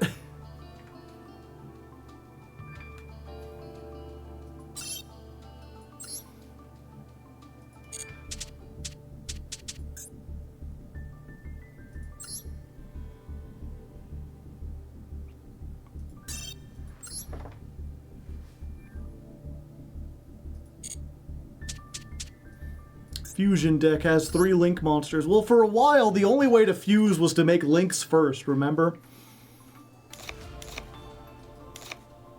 Like, actually, Joe, I try not to think about Master Rule 420.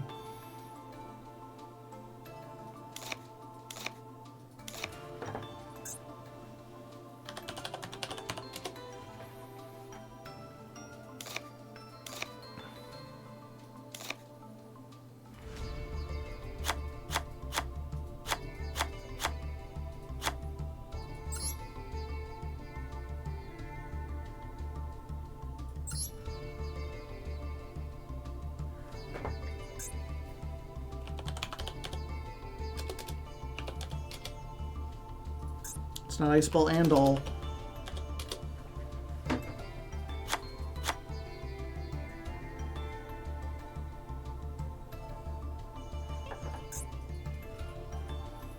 And then we put...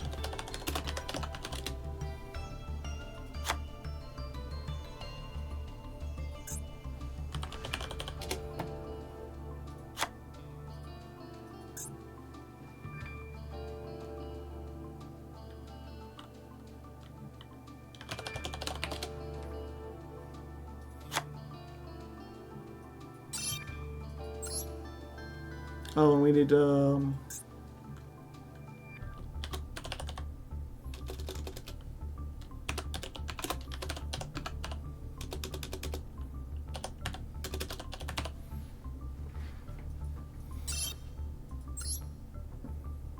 Glymite. Gladiator mites. Okay. So we're going to start with this one, though. Prime Beast. We can see how to obtain Pack of Destiny.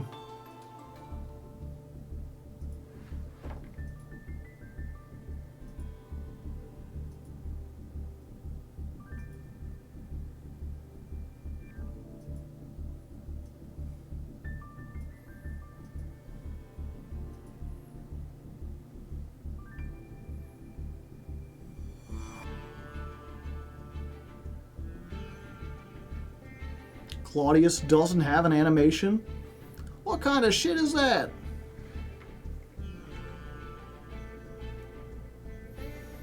Yay, gambling for everyone.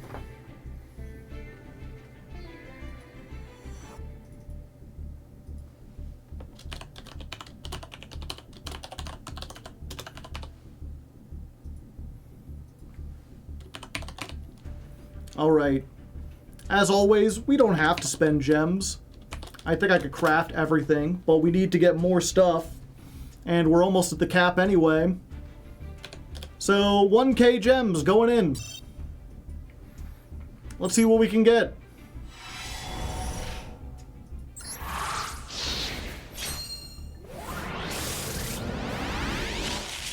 Ha! Well, I guess I have one if I ever want it. I don't think I want it.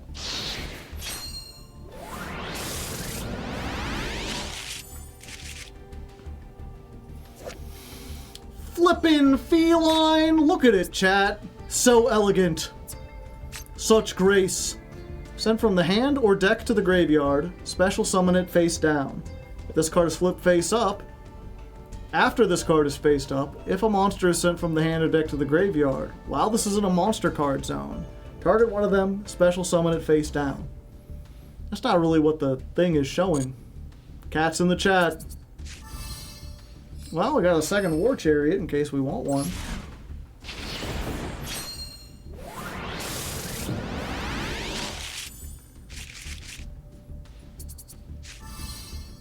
Scale Surveyor! Look at him! Look at it! I want all of you to look at it! I am ugly and I am proud. Louder! I am ugly and I am proud! Ah! Can't quite do it. No one does it like Tom Kenny. That's Frieza. I am ugly and I am proud! Say it louder, Kakarot!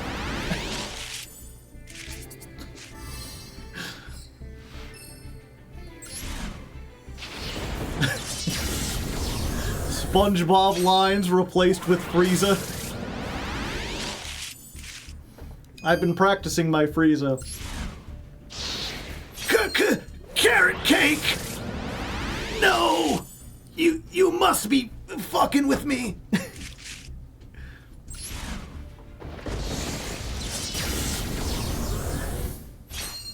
Hanging out with boys in spandex again, eh, Virginia? You know you can't be doing that. Dragon Ball P.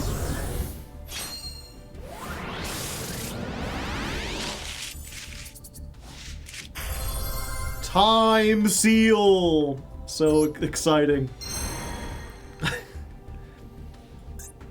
You am no real Super Sand! Oh boy, Time Seal, yeah.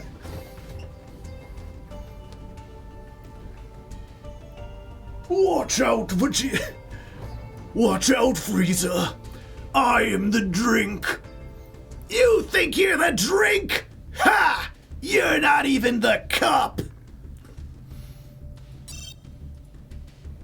Brat!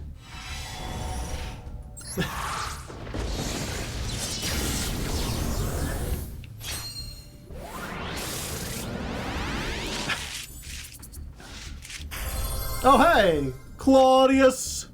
He reaches forward! He wants, yearns for the battle phase!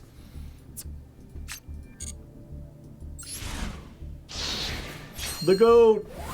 Double battle phase! What if you had two time seals?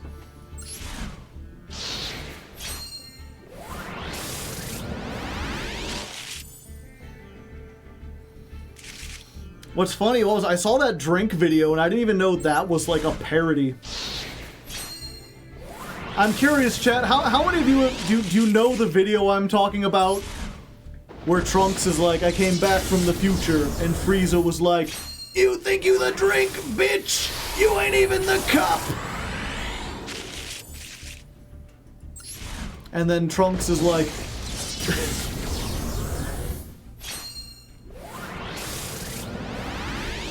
just the meme. That's all it really is. It's just like a meme song. I don't think I can play it on stream because it's full of slurs. A real shame. Otherwise, very funny. But it's apparently the original... I saw the original song, which was an actual song released on the radio. And it's like a girl rapper, I believe. And she's like, you think you the shit, bitch? You ain't even the fart.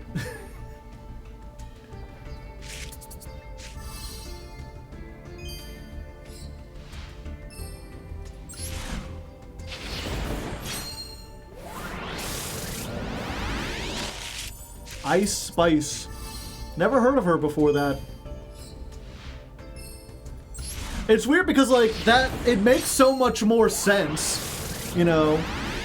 Be like, oh, look at him. He thinks he's the shit. Like, he ain't even the fart. But for some reason, it's funnier to be like, I am the drink.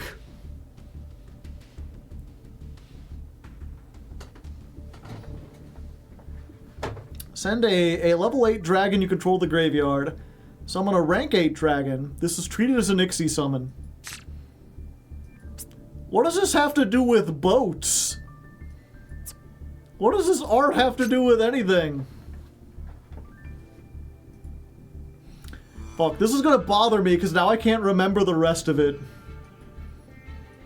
1 second. Maybe I can at least find the part.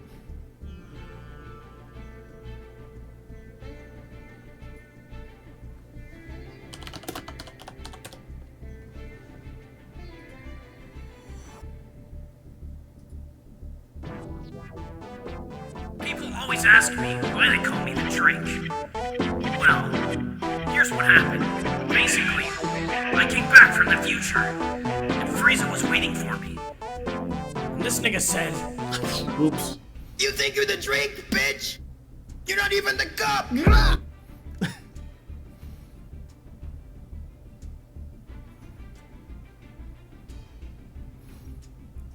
Love it. Niggas call me the juice box, but now I'm the drink. They call him the what? A beverage of sorts? That's what it, a beverage of sorts! Vegeta's the cup, because he is my father. Vegeta's the cup, because he is my father. My son is the drink. I am the cup. I don't give a fuck. They call me the cup. He's just so proud.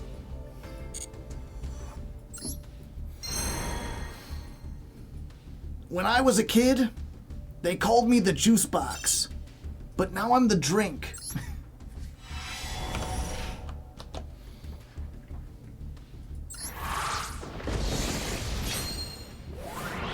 I'm back. It was indeed peak.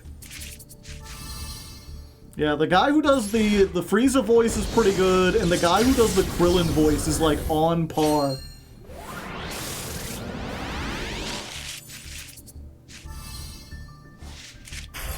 Glow up bulb. I'm glowing up. It's still fun. I just don't know why they threw it in there. They didn't have to. It would have been just as fun without it. But I think you could at least to me, it sounds like the whole thing was made by like 14-year-old kids. Which, I mean, to be fair, what's it sitting on? 7.7 million views? Hey, Dende, you got... No, do not autoplay.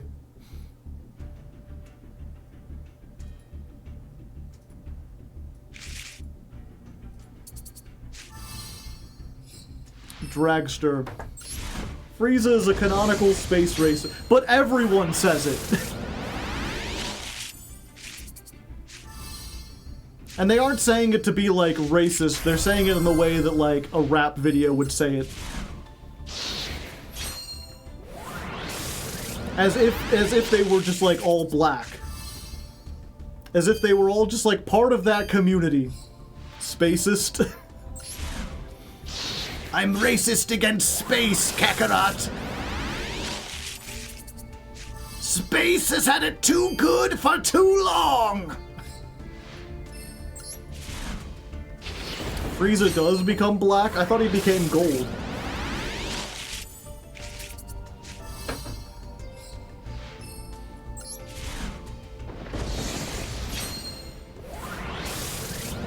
Don't get demonetized on space YouTube. But Frieza, you are from space. I still can't quite get my, like, Vegeta. I feel like the Vegeta's getting better, but strangely, the Vegeta hurts my throat more than the Frieza does.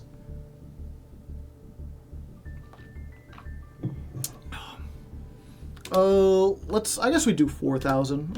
We could do at least 4,000. We'll do one more.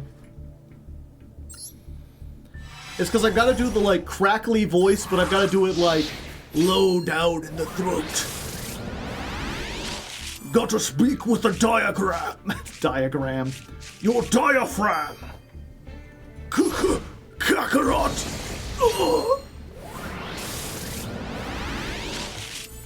I believe my prostate is enlarged.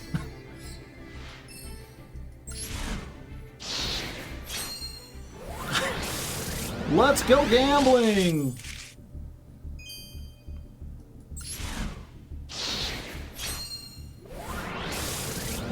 Frieza's basically all in the nose. For me, Frieza's in the throat, it's just high up in the throat. And that doesn't hurt as much. It's probably not healthy either way.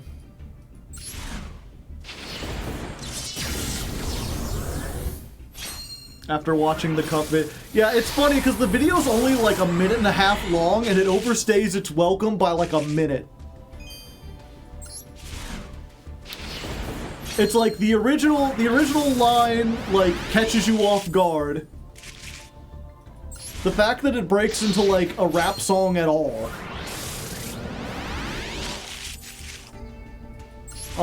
And then like, you know, it sounds like it's leaning into something, and then suddenly Frieza gets like very I guess formal would be the word, right? Because instead of being like, they call him the what? A beverage of sorts.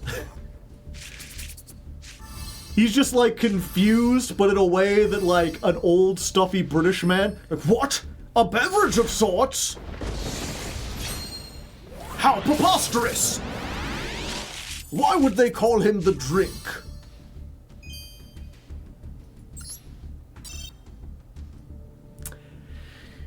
They knew I only wanted to do one more, and they're like, well, you get a guarantee. I guess I'll get the guaranteed UR. I guess we'll go to 5K. Why not?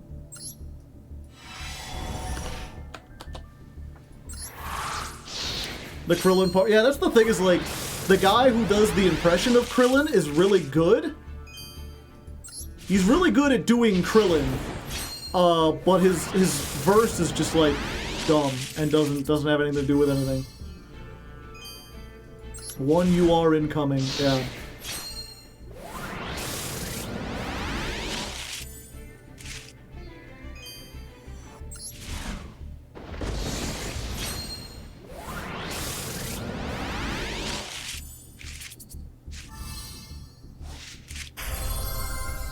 Well, there's my 1 UR, chat. Now we got it. Yay.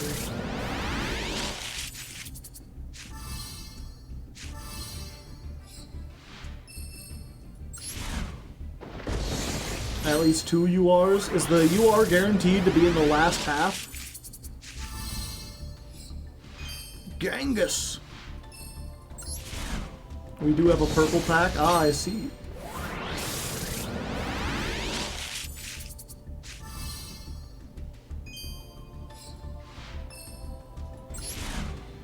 It's time for the gotcha. They got me all right. What can I say? The guaranteed one is always in the last pack. I see.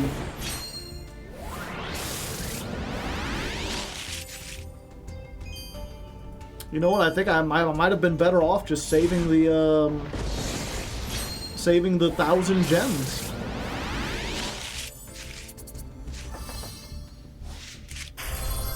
Well, we did get the other. Never mind. We got the 1 test panther. We did need that. So it all works out.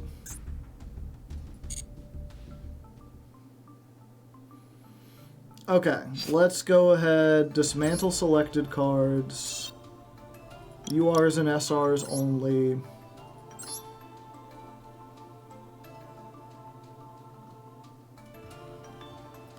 Do I ever want to play Arcana Force? I don't think so.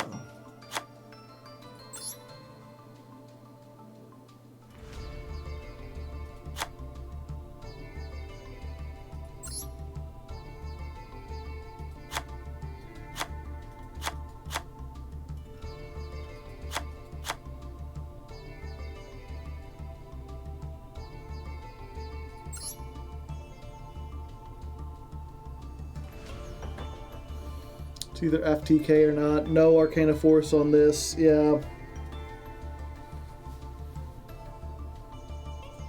We don't need 3 of those.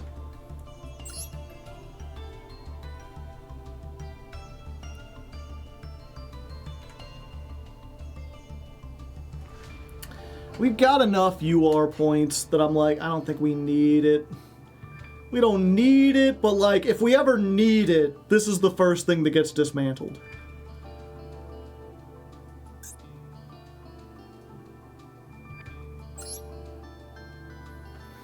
Same thing with a lot of these, like, SRs and stuff. I'm wondering if, like, is it the second Hope Harbinger that gets you? Do we keep 2 so that we could turn 1 into the S Hope? Was Time Seal ever good? No. No, it wasn't. Give me a second. It's time for my nightly heartburn. And while I was up, I might as well piss. Maybe cut 1 glow up. Yeah, glow up is once per duel, right?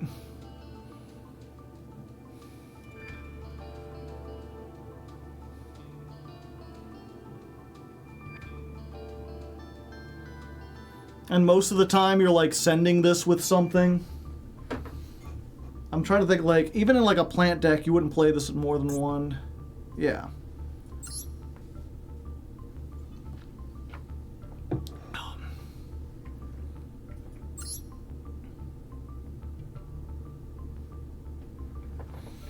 Okay, what did I... Okay, all I need is... Oh, I didn't get this. I didn't get a single copy of this.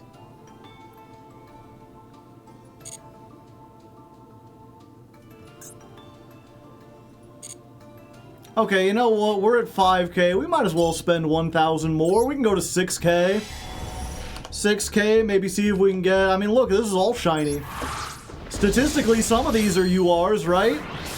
Right, chat? Fuck. Okay, I get it.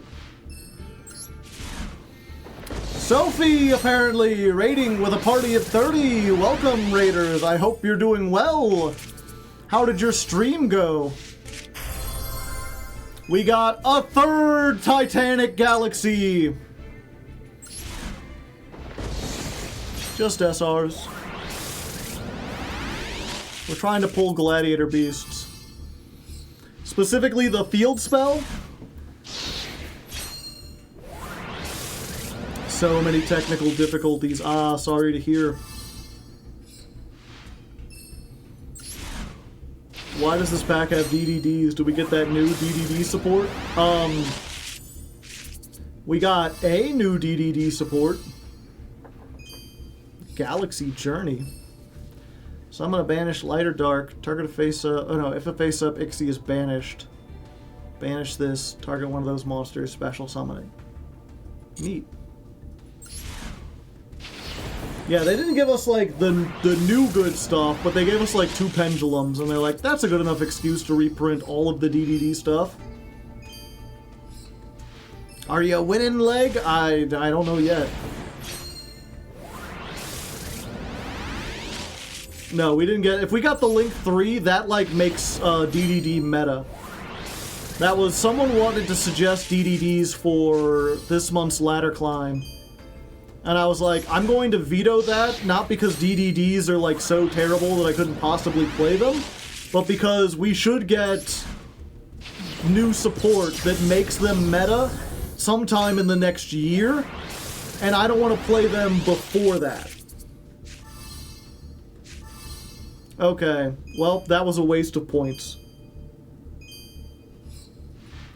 I should have just quit while I was ahead.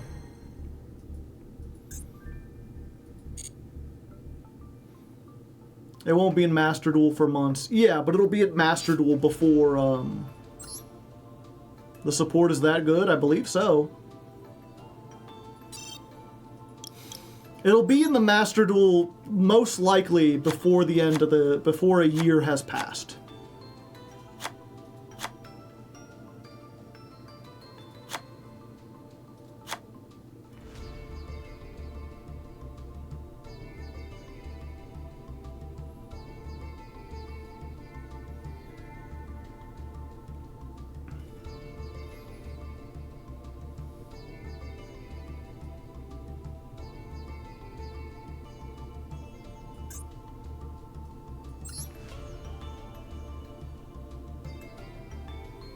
When we think the Dragon Maid support is coming out, no idea. Alright, we're just gonna have to do it, chat.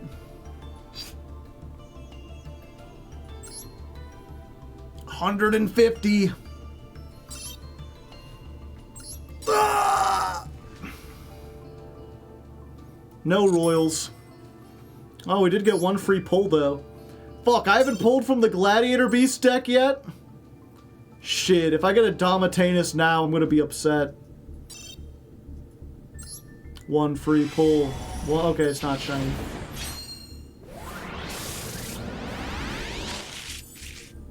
Okay, good. Good, I'm glad. I didn't want to get anything good. It would have made me feel worse.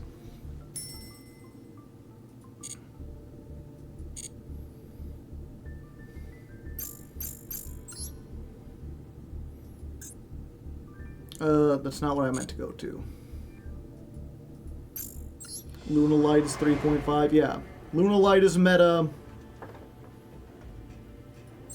It's not like the top of the meta, but it's on the chart, you know?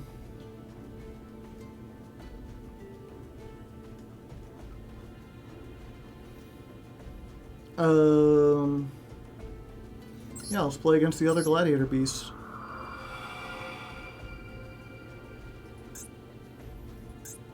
Let's see how my deck does.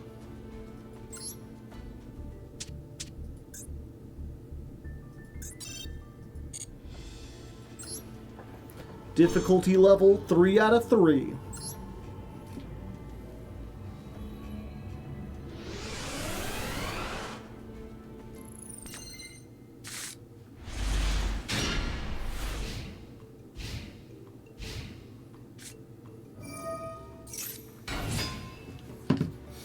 Oh shit! How am I gonna beat Lacrima Pass? Lacrima is Backruma. Okay. So this one, you can reveal this and a Gladiator in your hand, special summon both. And we got the one that we normally want to get. So we special summon both. And then you can add one Gladiator spell trap. And send one from your deck to the graveyard. I forget which one we wanted to send. Oh yeah, it was Augustus. Yeah. Send Augustus.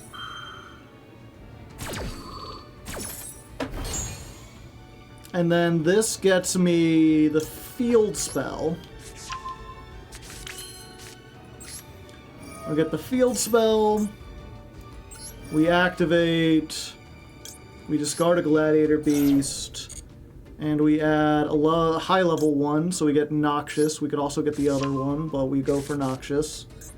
Then we make Test Panther, right? 1, 2. This is summon number 3.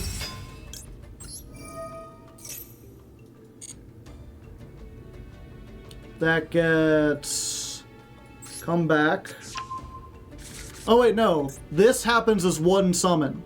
So that was 1, 2...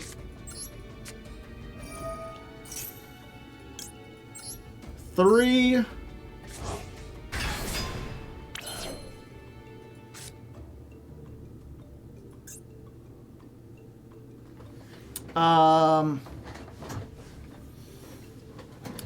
Dugaris cares about the number of monsters. Ah, I see.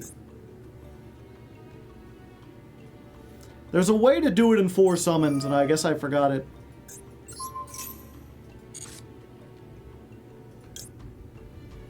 Yeah, and that now completely fucks it up.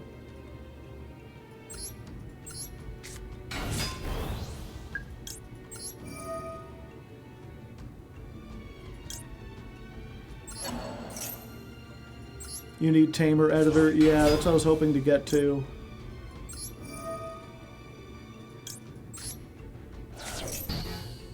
Oh, it sends for cost. Interesting.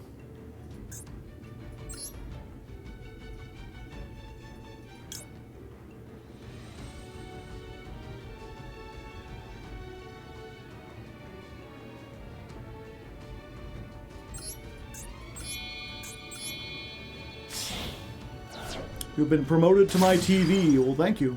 Good night.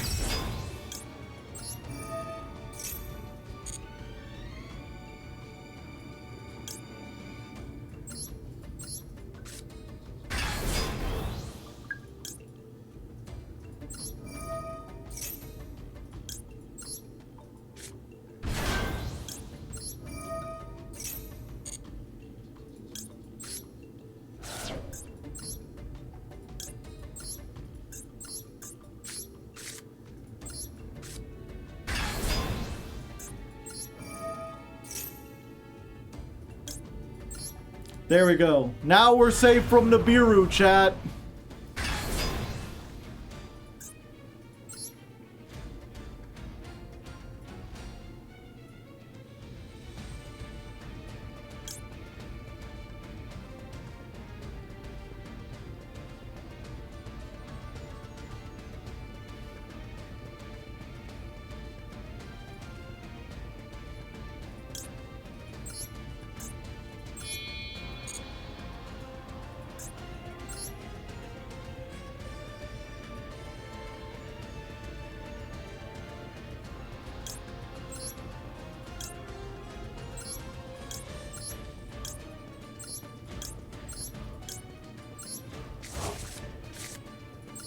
Claudius. 2 battle phases? 2 battle phases.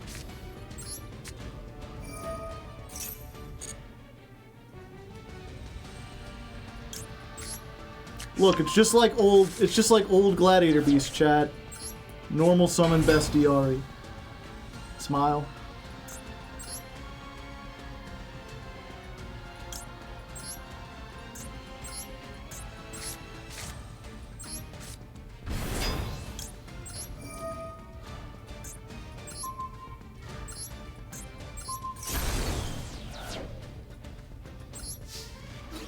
battle phase. 37. 24. We'll give you the homie draw. Second battle phase. I lied.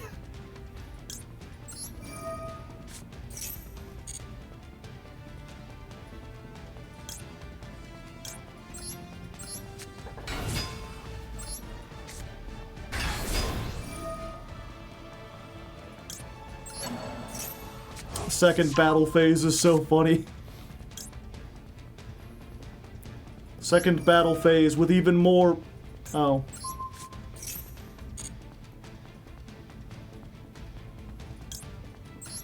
See, chat, it's just like old school Gladiator Beasts. Oh, this is mandatory.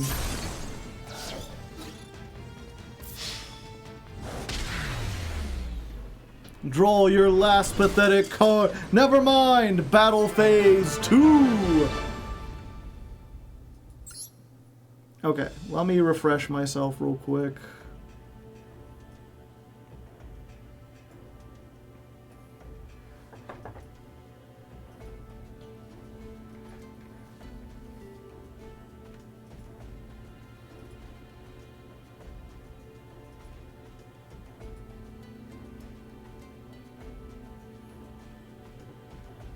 For the main combo, yeah.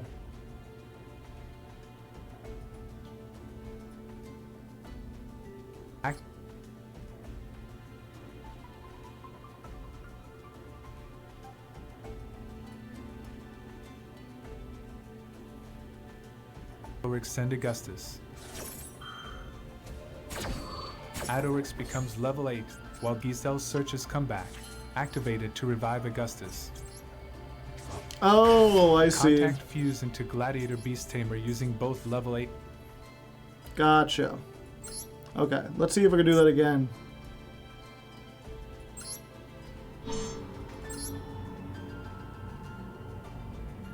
What about second battle phase?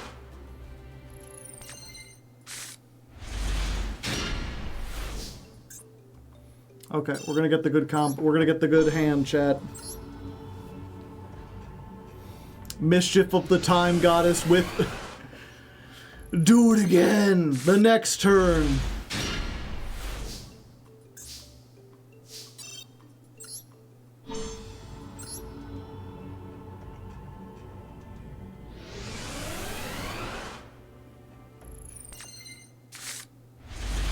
Okay, this works. I do this, it gets us the Atrix. So we go Gestel, Adorix, defense, defense, search, send. We're gonna send the Augustus, and then instead of grabbing the field spell, we grab this. I was like, how do we get the other high level? We need to be able to activate and resolve this, and I forgot this becomes the same level. So we can use this now. So that's 1, 2, 3. We've got 2 high levels, which means we can make Tamer Editor now. That's 4. And for the 5th summon, Domitanus.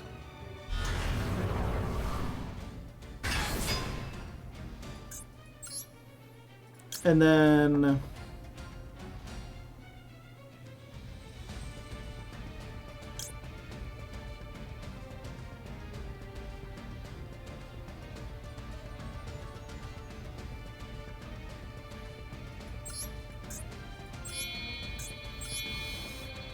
I should probably have looked at the rest of the combo.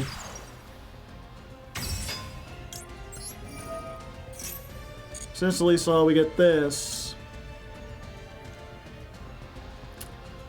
From your hand or graveyard. I thought it was from deck. This ain't as good as I thought it was. Special summon the bear!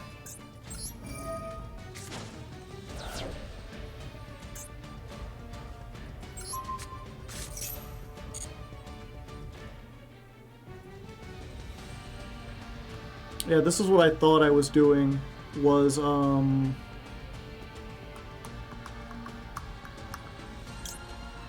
Darius, and I guess we just put another one in the grave, right?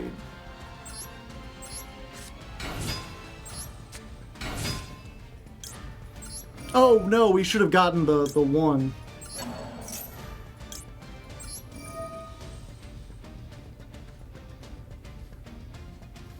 Okay, I'm already figuring this out. I was like, yeah, we use Darius to bring this back, and I forgot its level will be, or its effect will be negated. So you can't just, like, use this to, like, do another one. And also, it's shuffled into the deck when it leaves the field. So instead of looping it, I've made sure that I cannot loop it. Brother, loops!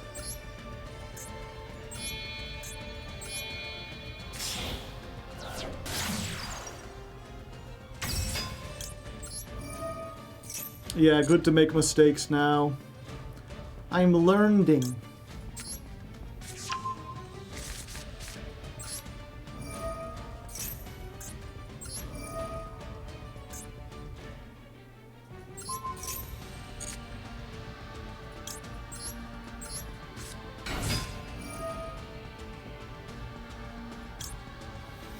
What Twitch channel are you on?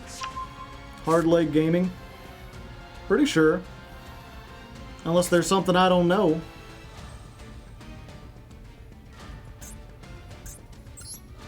Yeah, so there's a Beast Warrior, which means you can't summon back Beast Warriors. Yeah, now I remember. So that's why we make Dragass.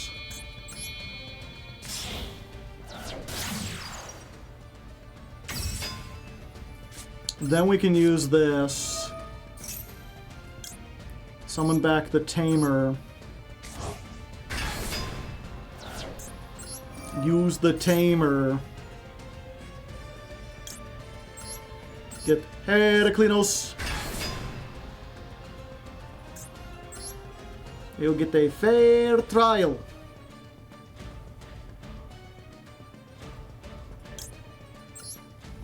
Can this not be used as link material to turn it summoned?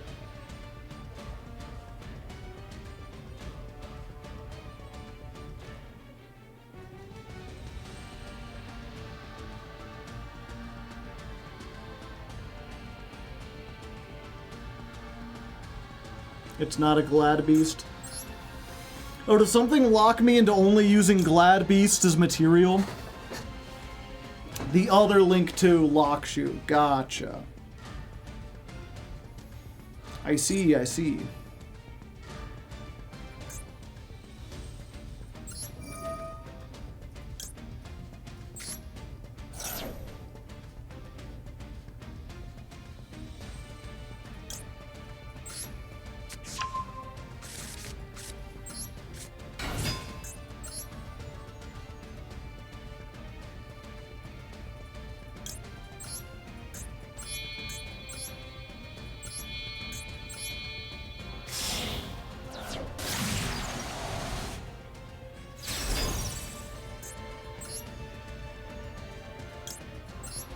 Claudius.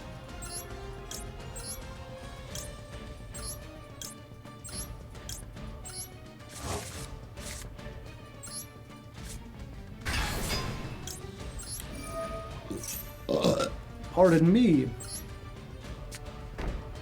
Yeah, they make Test Panther first and link it off.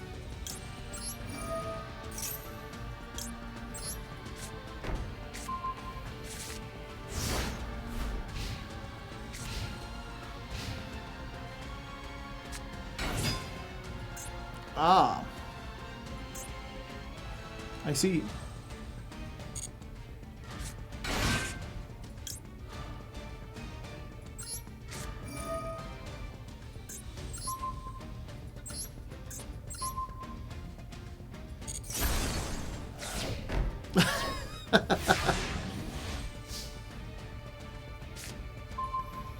Now I have a spell trap negate.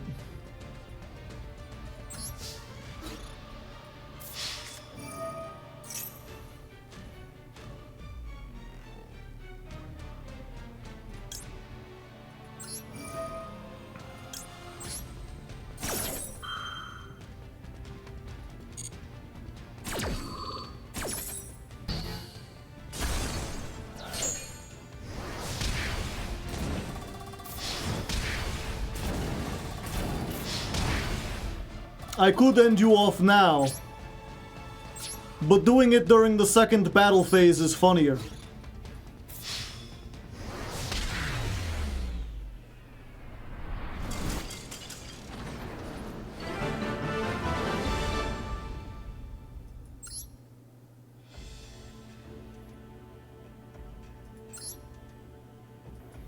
Second battle phase. I guess that's what we count, right?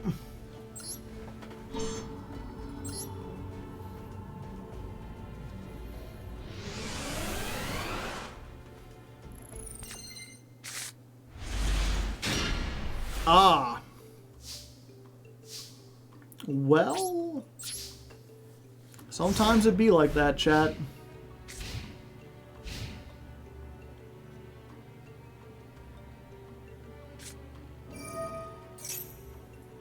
No.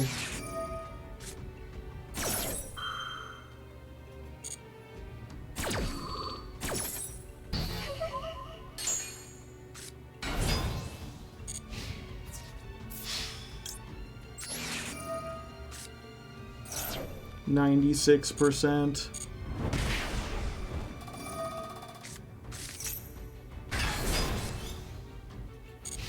Well, that gets us a starter, chat.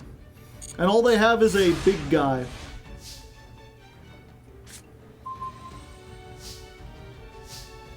I'm a big guy.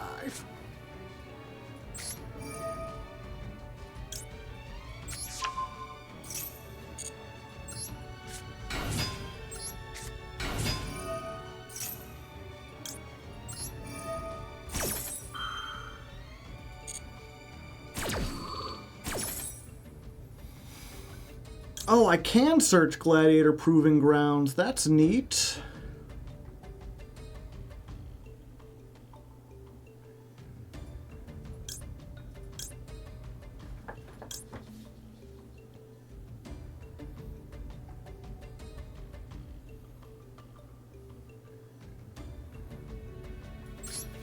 Yeah, I think we get this. Okay, so we make Test Panther first.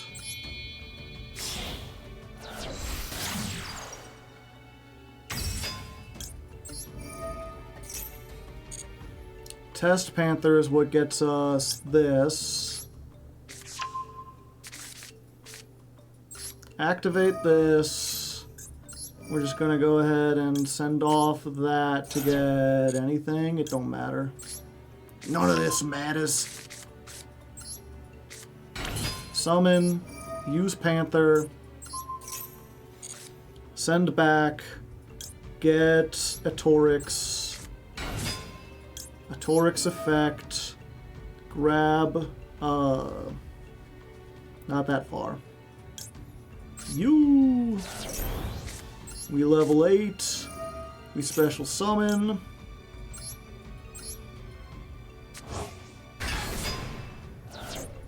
We make the Tamer Editor. Now we editing.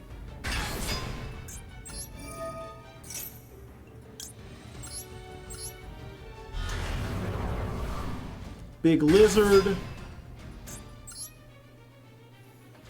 Okay, and then we use this, even though it's 2 materials.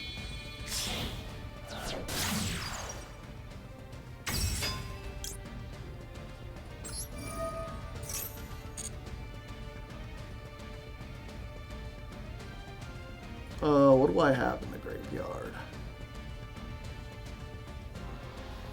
Yeah.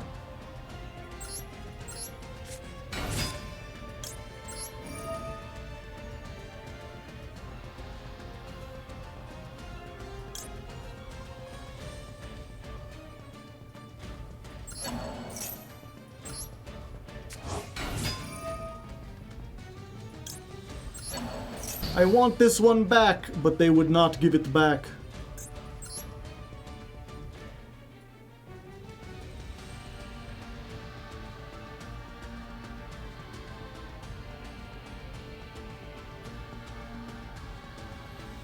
Did we just make that? I mean, I guess we do have Test Bear. Now the problem is, Test Bear won't do what we want.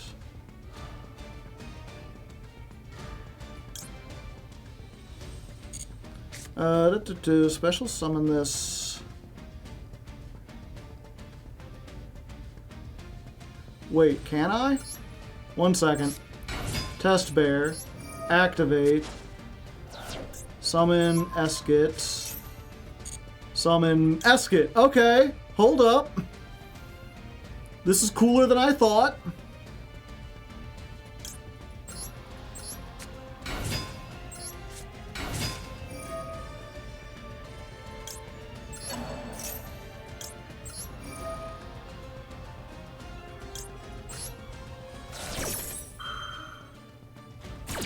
So Bear can just immediately get whatever and like trade it back and then get the exact same thing and use its effect.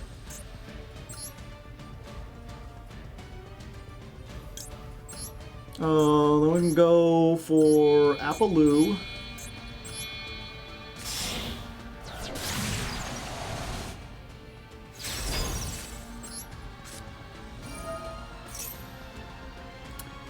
Damn, I left a frickin' Beast Warrior up here, Lois. I needed to send that.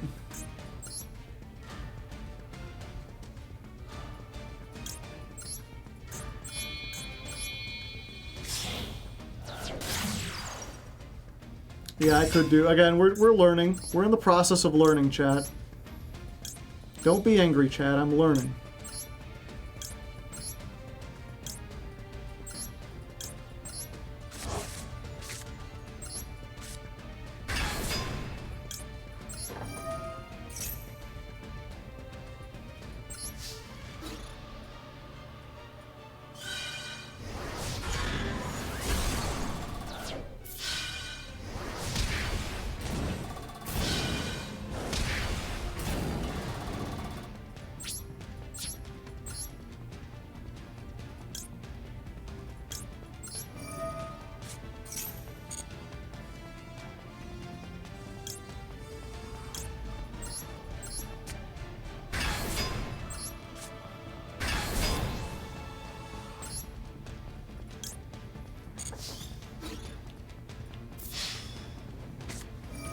Oh, fuck!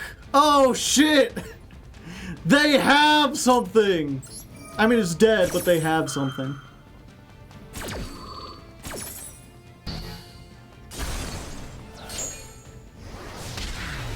Yeah, the only problem with having a counter to keep track of how many times we do 2 battle phases in 1 turn is that, like, I could just do that, right? Like, there's no reason to have used it. And also, I doubt we'll get that far. People will surrender before they get hit by the 2nd battle phase. So maybe it is worth it, you know? We could try to do it as often as we want.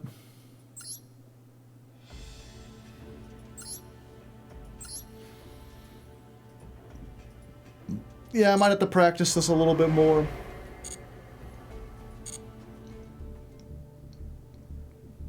It's BM, but it's funny BM.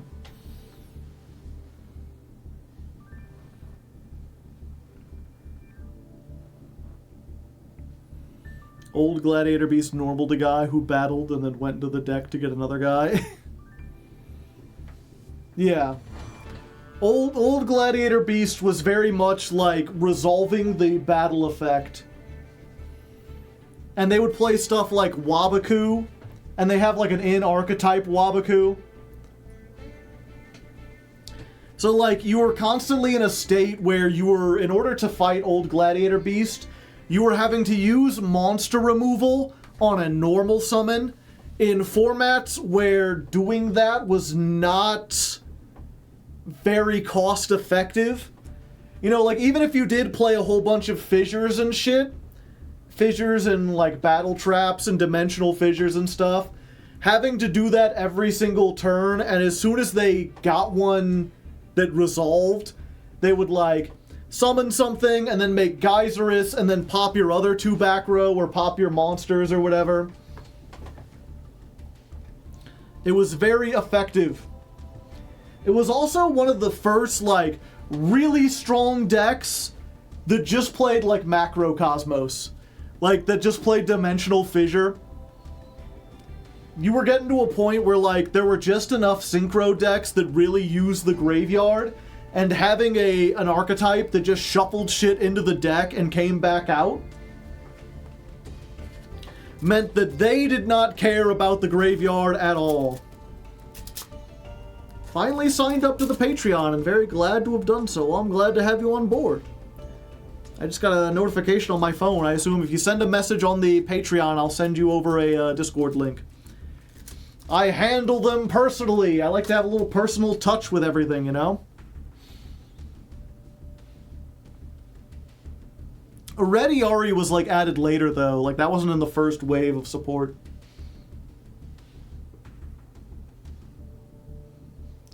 Yeah, but it was, like, one of those things, like, they put out a monster, and if you attacked into it, they most likely had Wabaku or something. Even if you did, and then if you didn't, then they were going to attack you. In a slower format, like, Gladiator Beasts are, like, so frustrating. Because it wasn't exactly like a one-card combo, but every card in the deck did something, you know? Like, every single Gladiator Beast, even if it had no attack, you'd set it, and if you had a trap to protect it from battle, then, like, you attack into it, like, you spend your normal summon, you attack into it, they're not destroyed, end of the battle phase, they tag out for, like, a Murmillo and pop your only monster, and if you don't have a way to special summon another one, which oftentimes decks didn't, or they would special summon in, like, back then decks would only special summon, like, 1 or 2 times per turn, most decks did, and they would use it to, like, go into a synchro play, or something like that, right? So they would, like, do something, make a synchro, go in, and then the fact that you would just, like, summon Murmillo in the battle phase, pop their synchro, and then they didn't have anything, and yeah, they could set their traps, but if they didn't have exactly, like, something that stopped the attack, Murmillo would attack in, and then trade out for a Bestiari. Bestiari would pop one of the back rows. And then, like, if they have Bestiari, that plus any other Glad Beast makes Geyserus, which pops 2 more back row. I have distinct memories of, like, even in the Ixie era, playing against, there was a guy at my locals who played a 60-card Gladiator Beast. And I was like, it's 60 cards. How consistent could it be? And it was just the fact that, like, what was it? I forget its name. Let's look real quick.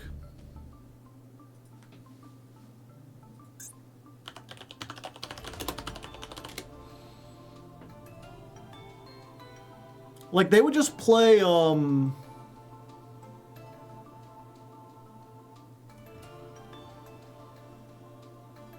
it's like gotta be...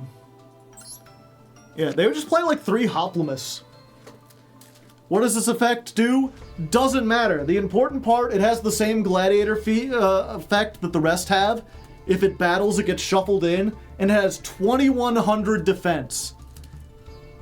So, like, they would set a card, or they would set a monster, and you had a choice. If you had, like, a normal summon with, like, 1800 attack, you could attack into it, and if it was Hoplomys, you would take the damage, and then they would summon something out of the deck, anything that could get their combo going, regardless of what they needed.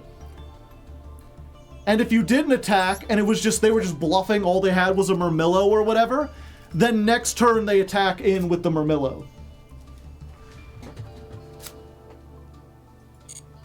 They also, what was the one, I'm not sure if this was ever meta, but he used this. Continuous spell. Target 1 level 4 or lower monster. It can attack your opponent directly. Send it to the graveyard at the end of the battle phase. So, if you had Infected Male, you could normal summon any Gladiator Beast, target it, it now attacks directly, the attack resolves, it summons something else, and then isn't on the field to be destroyed.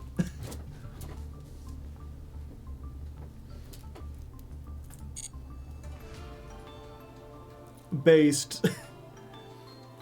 And yeah, just especially back then, you know, you think about when we hear about Trident being really oppressive in like the late Ixie era. And that was way beyond the Ixie era. That was like past the Arc 5 era, right? And what was like Trident? It was like a quick effect pop.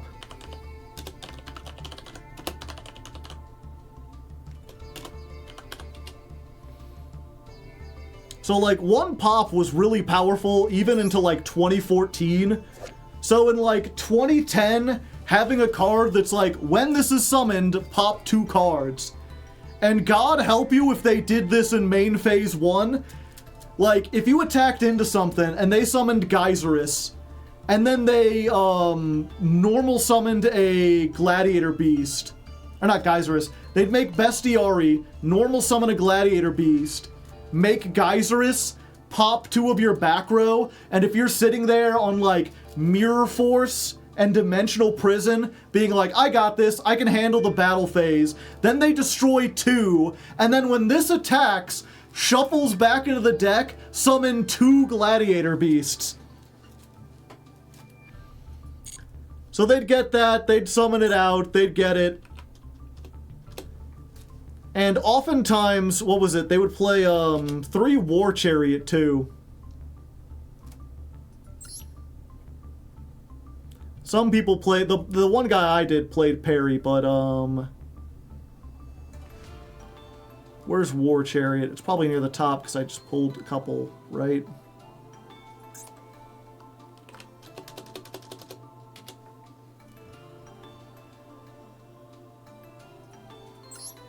Gladiator Beast War, yeah. When a monster effect is activated, while you control Gladiator Beast, negate the activation and destroy it. So it's like, it wasn't just like they were setting this and like they're playing something in Wabaku.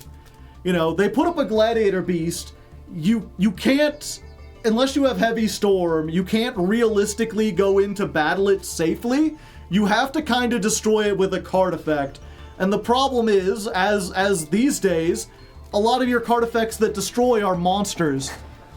And so you summon something, hoping the monster effect will be able to do it, and then they flip War Chariot. And it's like, god damn, they got a counter trap?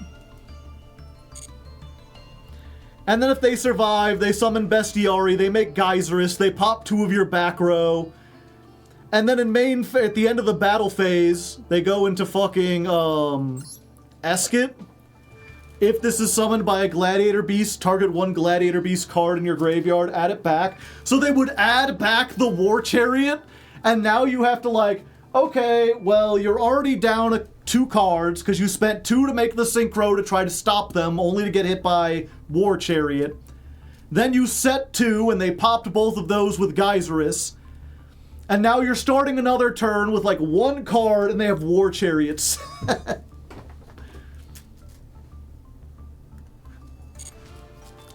Like, and again, this is I think one of the first, like, archetypes. Real archetypes. It's like this and, like, Lightsworn, right?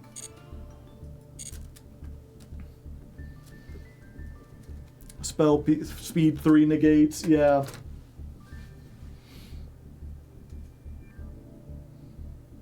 And then it was funny that they banned Bestiari. Because they're like, now you can't make Geyserus. And then there's like a card that's like, its only job is to be Bestiari, but worse. Fuck, I'm just bringing back so many memories. What's its name again?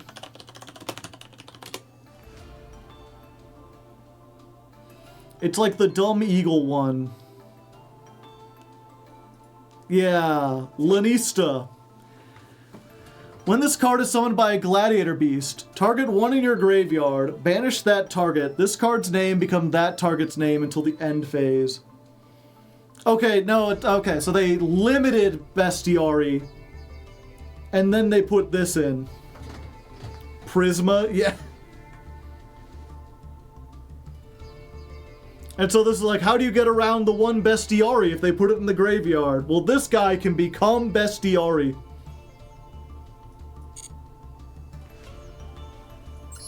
Yeah, some of these are just like, If this card was summoned by a Gladiator Beast, you can return it to the deck and draw 1 card.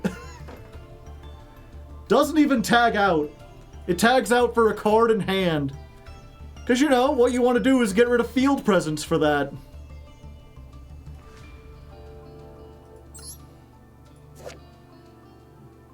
Target 1 face down spell trap and destroy it. It does have a lot of attack, but... And at the end of the battle phase, if this card was attacked or attacked, shuffle into the deck, or discard 1 card. Why would you... It's like... So it doesn't summon anything else. It just shuffles into the deck. It gets scared. They gave this thing fucking Elemental Hero Neos... They gave it Neospatian disease.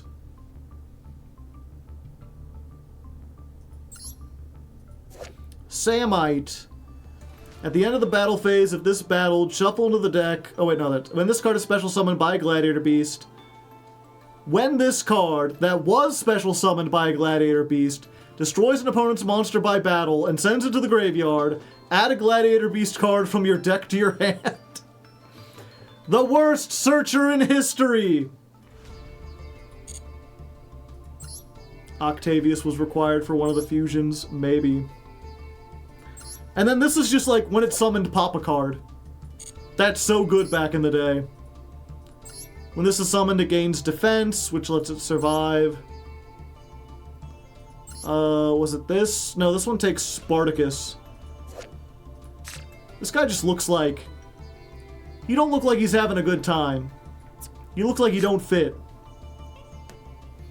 When this card destroys a monster by battle, inflict damage equal to its defense. Yeah, not many people played this one, especially because you had to play Spartacus. He looks like he's having a good time. He's excited. This card cannot be special summoned except by the effect of Hoplimus. So the big defense one is the only one that can summon Spartacus. If this is summoned, add an equip spell from your deck to your hand. At the end of the battle phase, special summon one. Yeah, so if you get Hoplimus and then you go into this guy, then you can make this fusion that burns for an insignificant amount of damage.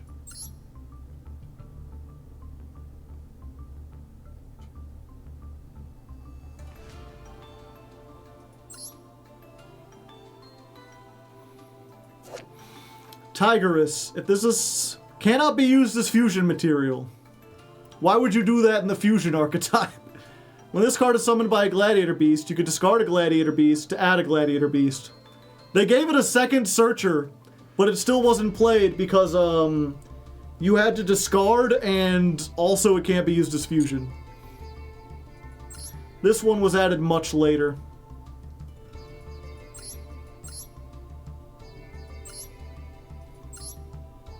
Yeah, where's the equip cards? I know this is one of them. Equip to a Gladiator Beast. If it would be destroyed, destroy this instead. When this is sent to the graveyard, you can return it to your hand. I'm sure someone played it at some point. And then these were all part of the second wave. These were added later. Secutor. If this card is special summoned by the effect of a Gladiator Beast, and then battles, you can summon 2 from your deck, except for Secutor. Some decks would play one of this just to be really cheesy, but like, if you've got a direct... If you're in a situation where you can like, Geyserus, summon Secutor, wait a turn, and then get in with 400 attack, like you've already won.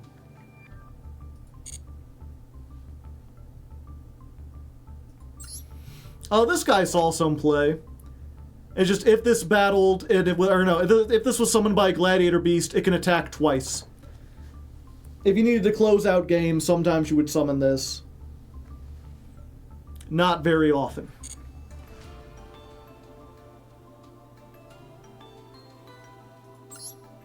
Gladiator Beast, Battle Manica! Oh, it's like a fist thing. I always thought it was a bent club. It cannot be destroyed by battle. When the equipped monster is returned from your side of the field to the deck, and this card is sent to the graveyard, return... I like how they just, like, immediately made something that upgrades shield. Shield is just like, destroy this if it would be destroyed by battle. And this is just like, it just can't be destroyed by battle.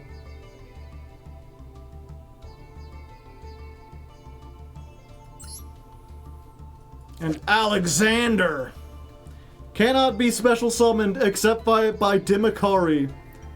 If this battle shuffle into the... It is unaffected by spells. Exciting!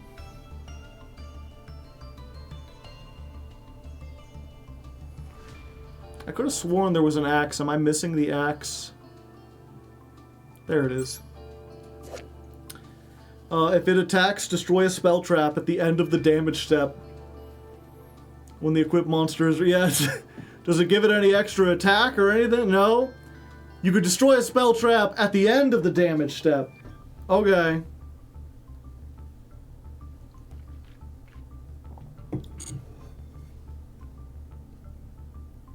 Oh, and the old field spell. Colosseum. Place a counter on this deck each time a monster is summoned from either player's deck. All Gladiator Beasts gain 100 attack and defense for each counter. If this card would be destroyed, you could discard one copy of itself to prevent it from being destroyed. Horrid. Awful. Oh, this was used, though. If you control Gladiator Beast, for the rest of this turn, monsters you control cannot be destroyed by battle, and any battle damage is 0. After this card resolves, put it on the bottom of your deck. It's just Wabaku. It is the exact same effect as Wabaku, but you must control a Gladiator Beast, and it just goes back into your deck after you're done. So you could play 6 Wabaku in your Gladiator Beast deck back in the day.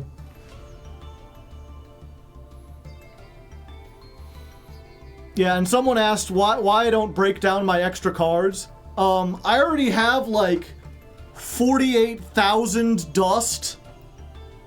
And so there's not really any point. I could craft almost every card in the game.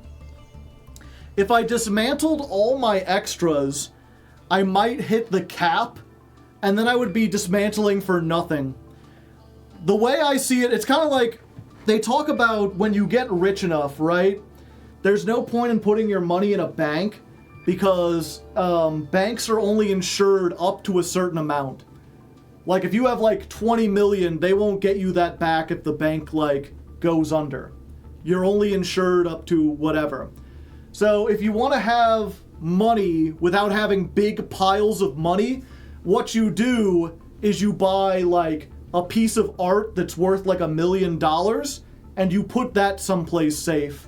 Or you buy really old cars or, like, vintage wine. You basically convert your money into an object that is worth a lot, and then if you ever need that money, you can sell that painting or that car or that wine and get back the money. And so I think of it kind of like this. Like, if I ever need these points, I have all of this stuff in my investment bank, right? Like, if for some reason Konami is like, you know what, we're resetting everyone's points. I have cards that aren't broken down. Liquidating your assets, yeah. I can always liquidate them at any point. If I'm rich, invest in Yu-Gi-Oh cards. Do not. I actually heard the Yu-Gi-Oh market is, like, crashing right now. Granted, my only source is House of Champs, and I don't know how on the, like, pulse of everything he is at the moment.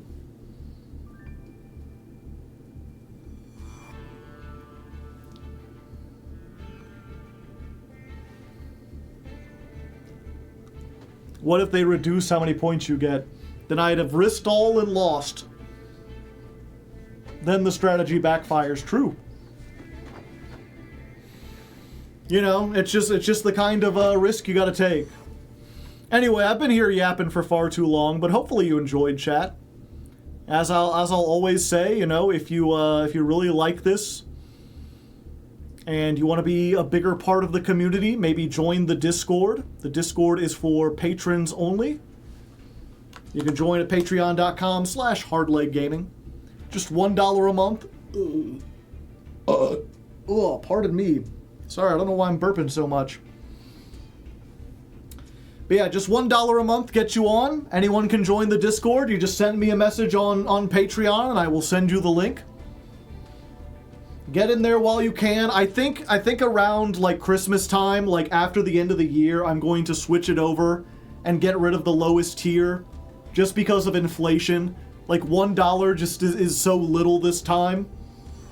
Everyone who's already, what was it? They keep sending me messages where they're like, you really need to do this. I have a feeling if I don't do it soon, Patreon is just going to like do it for me. So I'm like, might as well. But the way they explained it, everyone who is already at the $1 tier, nothing changes for you. You can remain at that tier for as long as you want. It just will no longer be open for anyone new who wants to join in. From that point, it'll be the $2 tier. And like, if you're at $1 and you're like, I'll go up to $10 to vote, then you won't be able to go back to $1. You'll have to go to the $2. So, you know, if you've been considering joining the Patreon for a while and you want to do it for as cheaply as possible, now's a great time to jump on board. And of course, if you don't care about doing it as cheaply as possible, $10 patrons are the ones who get to vote and choose what deck we play. Gladiator Beast tied this month. So if any one of you had the $10 to join, you could have easily pushed it over the edge with a single vote. You know, your one vote could have made the difference. And you know, if you really, really like the channel, you want to join at like the $25 tier, you can get your name at the end of the videos, get like a big shout out. Specifically the ladder climb. I don't do it for like the weekly, what's it called, masochist videos. What's the other one? $5, you get all the weekly videos early. And the ladder climbs. You can watch them a day early, and you can watch them on Patreon without any ads on them. If $1 is a massive deal, don't give your money to YouTubers. Yeah, I stand, you know, if money's tight, don't worry about it. Just like the videos when you get a chance. But if money's not tight, I'd appreciate the assistance. You know, I may ramble. I may ramble from time to time, and I know some of you don't like the ramble, some of you get annoyed by it, but you know what I don't do? I don't try to pitch you products. I don't sit here and talk about Clash of Clans, or fucking Raid Shadow Legends, or here's my code to buy on Factor. I could. I get the emails. They offer me a couple $100, but I don't think it's worth a couple $100 to be that annoying. I do not like ads. So if you appreciate that, drop $1. I'd appreciate it. Otherwise, I'm going to get going. Tomorrow, we will be recording more Mirror Masters. If you were here for that last time, or you didn't see it on the channel, that's the new format I've made specifically for like new and returning players. I'm getting a bunch of my newer friends together who don't know much about Yu-Gi-Oh! And getting them to play it. I'm talking Lamp, I'm talking Nubby, I'm talking Mitt, and we're getting Rube on there this time. It's almost like a Red Stitch Report reunion. I think there's more people who enjoy the yapping than ones that don't. Yep, I think so. I don't know, some people might just be too polite, you know? It's one of those things where it's like, I have like 170 viewers, and then I start yapping, and I look at the thing like 5 minutes in, and I realize I'm down to like 150 viewers. And I can't help but feel that loss. I'm like, shit, I lost like 20 viewers. And for some reason it doesn't stick that like, yeah, but 150 viewers stayed. The question, of course, is how many of those people stayed, but decided they would go get a drink, or are sitting there like, okay, get on with it. I want to hear more about Gladiator Beast.